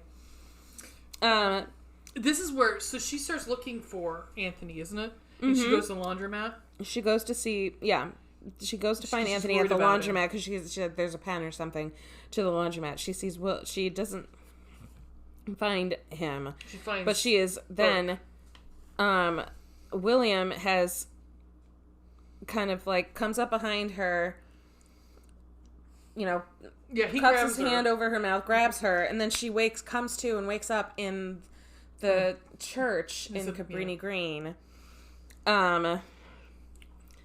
He apparently too has captured and drugged Anthony so heavily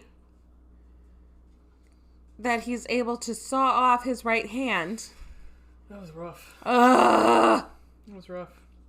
And sticks in a hook. Well, this is where he also decides to tell of why he not only witnessed... He monologues, thank you. Yeah, thank you, dump. Villain monologue. He's setting up for Anthony to be killed by police, wrongly, quote unquote, so he will live forever as the new generation's Candyman. He said Candyman needs to come back. Well, he said he reveals that not only did he witness Sherman's death, but also his spirit returned as the Candyman, who then killed his older sister and her friend after being summoned. So then he's like, well, this fucking spirit's going into you, bitch. Enjoy it. Right. He's crazy. Yeah. Bree escapes. William's lost his fucking mind. Bree stabs William to death with a fucking pen. Girl. Mm-hmm. Yes. Yep. And then Anthony shows up. Oh. And collapses in her arms. Oh my god. That was so heartbreaking. Anthony dead. Yeah, police arrive and shoot him. Yeah. They shoot Anthony even though he's lying in her arms. Yeah, so there's like... And she's like... There was a moment like that. They took their time with that where they gave her that shock of what the fuck just happened. Yeah. And there's blood on her hands. With it. Yeah. Yeah. Mm-hmm. Oh my gosh. That was so powerful. And And then they detain her because they think that she's murdered everybody. This poor woman is in shock. And there's a point where you're like, I don't think this person is the killer. Like, there's a time where you can be like, pretty sure that person's the killer. Right. But when she's covered in blood, screaming, crying. And distraught and just frozen. Yeah. And don't think she did. No, but they don't care. They take Bree and try to convince her to lie about killing Anthony. Mm-hmm. They kind of say, like, it'd be it would be to behoove you. It's like you're going down either way. Make it easy for yourself if you admit that you killed him. They're not Oh. Yeah, he's definitely like trying to get her to say, well, that police killed him out of self-defense. Mm-hmm. Yeah. Or but we can pin it on you. Yeah, I mean, it was either one or the other. She's going down for it, one or the other. Yeah. So she's like, I'm not going to take that. I'm not going to let that happen. So in the rearview mirror, I will do whatever you ask. Yep. If she's in the back seat. Yes. And she wants the rearview mirror to be turned to her. Mm-hmm. If you show me a fucking mirror. And he's like, what the fuck ever. And she calls. She summons the Candyman. Mm-hmm. And and it's Anthony. Mm-hmm. Oh! The spirit has been inserted. It's already been... Right. What William predicted has already been done. Yeah. And what's done is done. He's already the Candyman. I am the writing on the wall. I am the sweet smell of blood on the street. The buzz that echoes in the alleyways. They will say I shed innocent blood. You are far from innocent, but they will say you were. That's all that matters. And then she gets out of the car because the Candyman appears and these lines are being spoken as he's like killing people. Mm-hmm. And then, the Candyman frees her from the car. She's walking around in horror because these like bees in the shape of a man are swarming and killing these police officers. She turns a corner to a gate. The bees shape the form of... Who is it? Tony fucking Todd! and he says to her, tell everyone. Oh, so good! Mm-hmm. I loved that.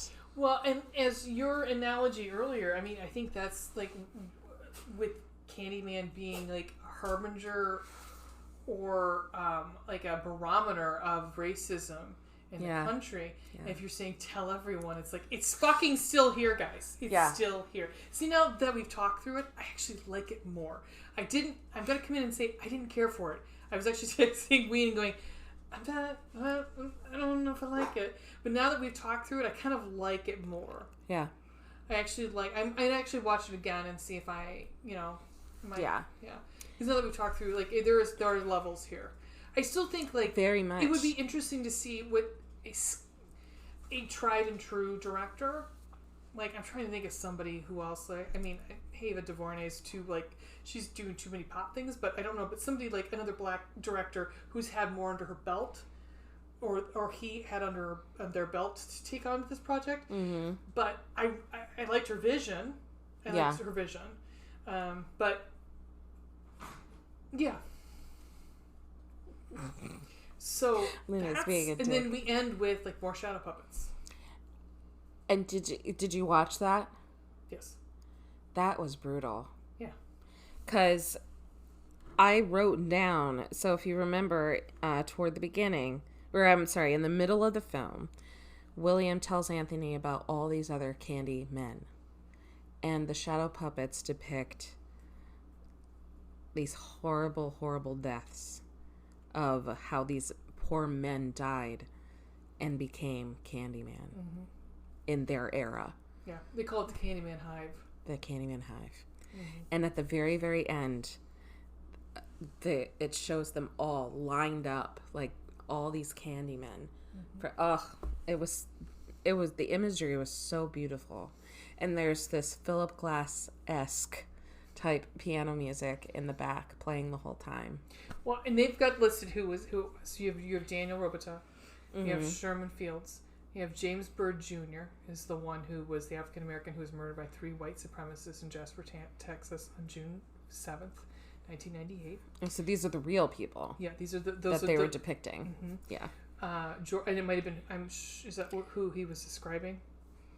I think so. George Junius Stinney Jr. was an African American boy who at the age of 14 was convicted in a proceeding later vacated as an unfair trial in 2014 of murdering 2 white girls.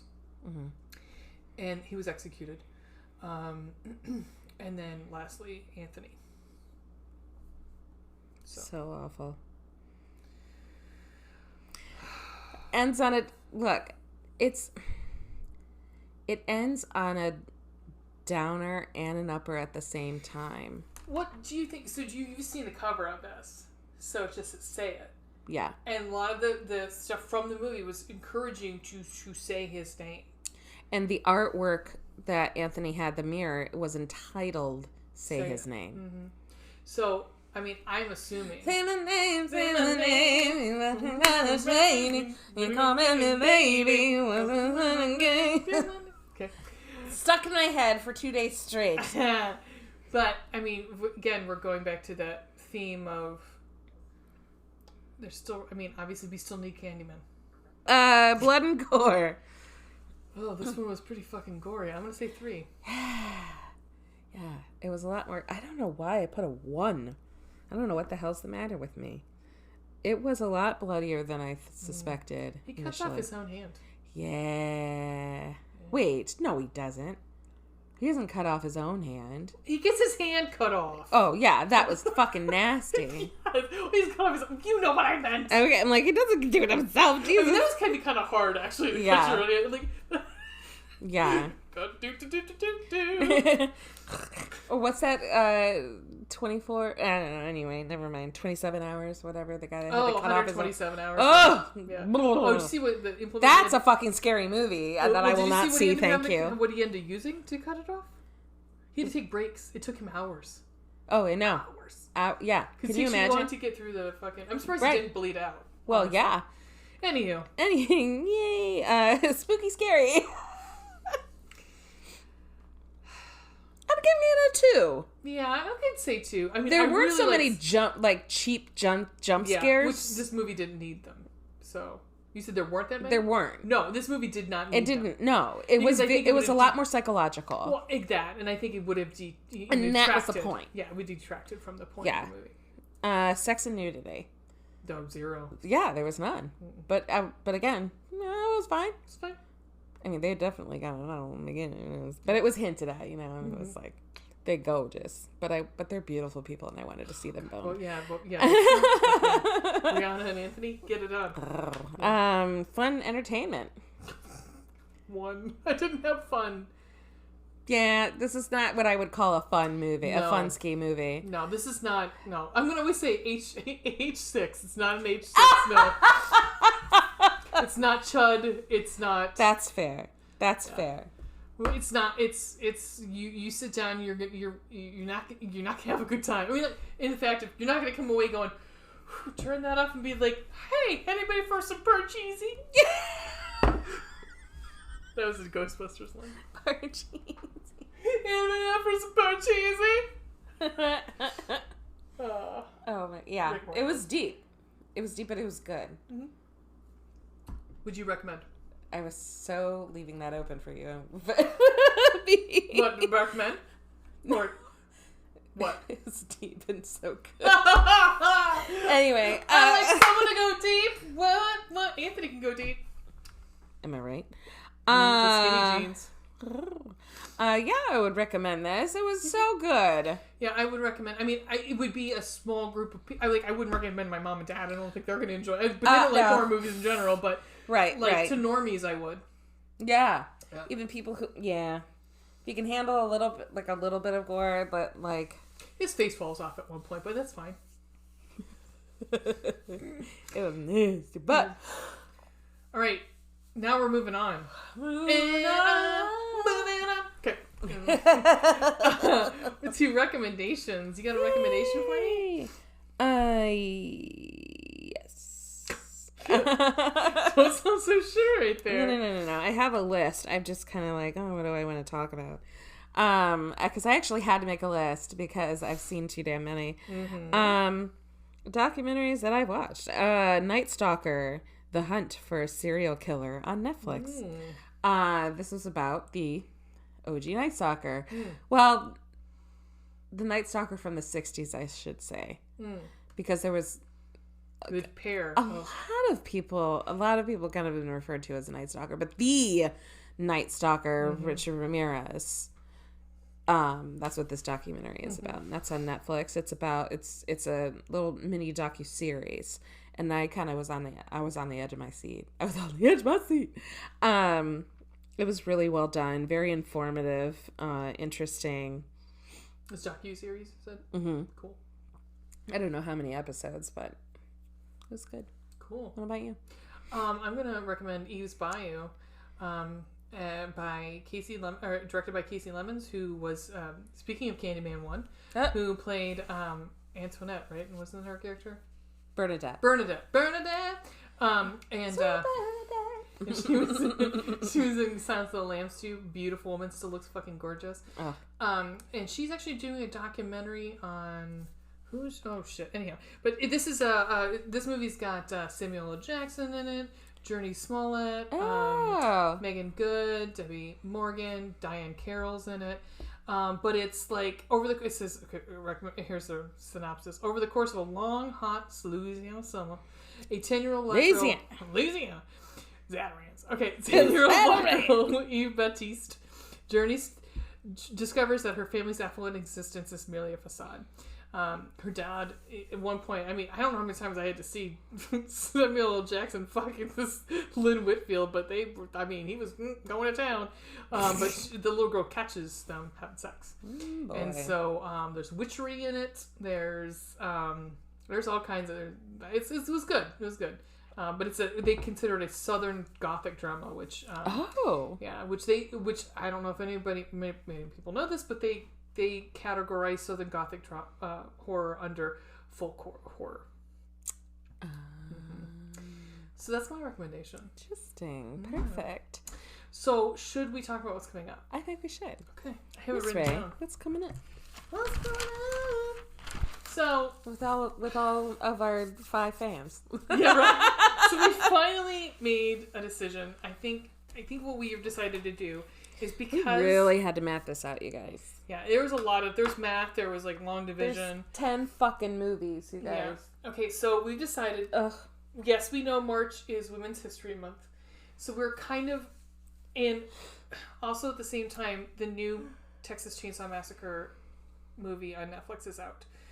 So we wanted to kind of piggyback on that. And the more I thought about it and the more we talked about it, we actually think that Texas Chainsaw Massacre, because it really is, if you look up the definition of where the final girl came from. OG final girl comes from Sally Hawkins' character, or the character of Sally Hawkins from the original Texas Chainsaw Massacre. Yeah. Because it was 1974, so we're 4 years ahead of Laurie Strode. Yeah. So we've decided to do for March, April, and part of May. I'm gonna make May. So we're going through Texas Chainsaw. So all of it. So we've decided.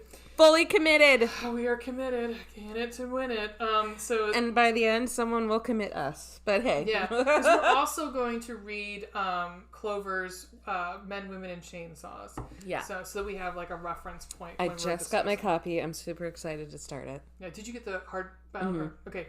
Because voice of the narrator. I was gonna listen. They're hit or miss. I should have gotten the audiobook, but I had credits on Audible. You know what? I also wanted to be able to, because I'm a psycho, and I wanted to be able to like take notes. Yeah, to take notes and like or highlight if I want to, or like put in post-it notes for like, ooh, that's a good quote or whatever. Yeah. So I think that's why I got the hardbound. So yeah, it's fine.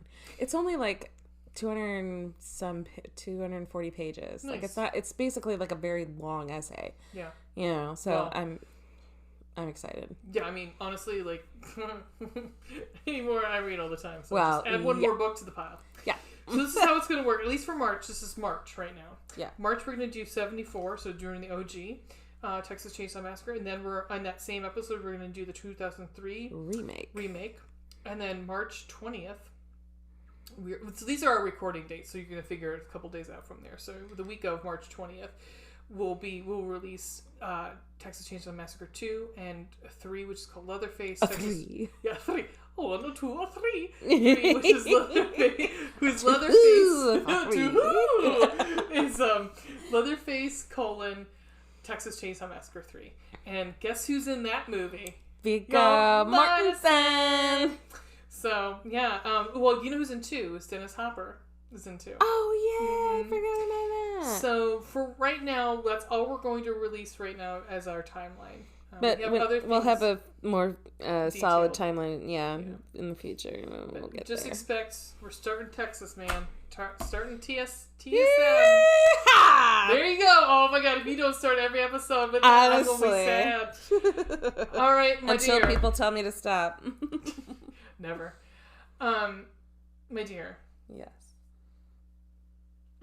Should we end this thing? Let these people go home? Yeah. Or they're already here. We let them see put it in the recycling bin and never listen to us forever. It'd be like, oh, I gotta pee on this podcast. And, Yeah, please end. We gotta figure out how to end this. Yeah, I know. Right, for a cool thing. For us, who are we? I'm Ween. I'm Ray. And what is this thing? Oh, where to find us? Duh. Oh, yeah. You can find us on... you can email us on Gmail at boozeboobsandbloodpodcast@gmail.com. Twitter at boozeboobsblood. Instagram at... I think it's Triple B. Oh, Triple B Podcast. And Facebook at B3 Podcast, right? Mm-hmm. Yay! Yeah, and we do have YouTube. It's partially up. Kinda. I have to catch up. We have a YouTube? We have a YouTube. What? All the YouTubes I keep putting up, they keep saying, like, copyright, like, hold, so we could, I guess, never get money on those episodes. Like, we make money. Come on. Silliness. Yeah, we don't make money doing this. No, we know. We just do it for funsies. Yeah. Or whatever. We are the Booze. Booze. And Blood. Booze. Podcast. Motorboat your way into your hearts since 2021. Thanks, guys. Yeah, have a great night. Great.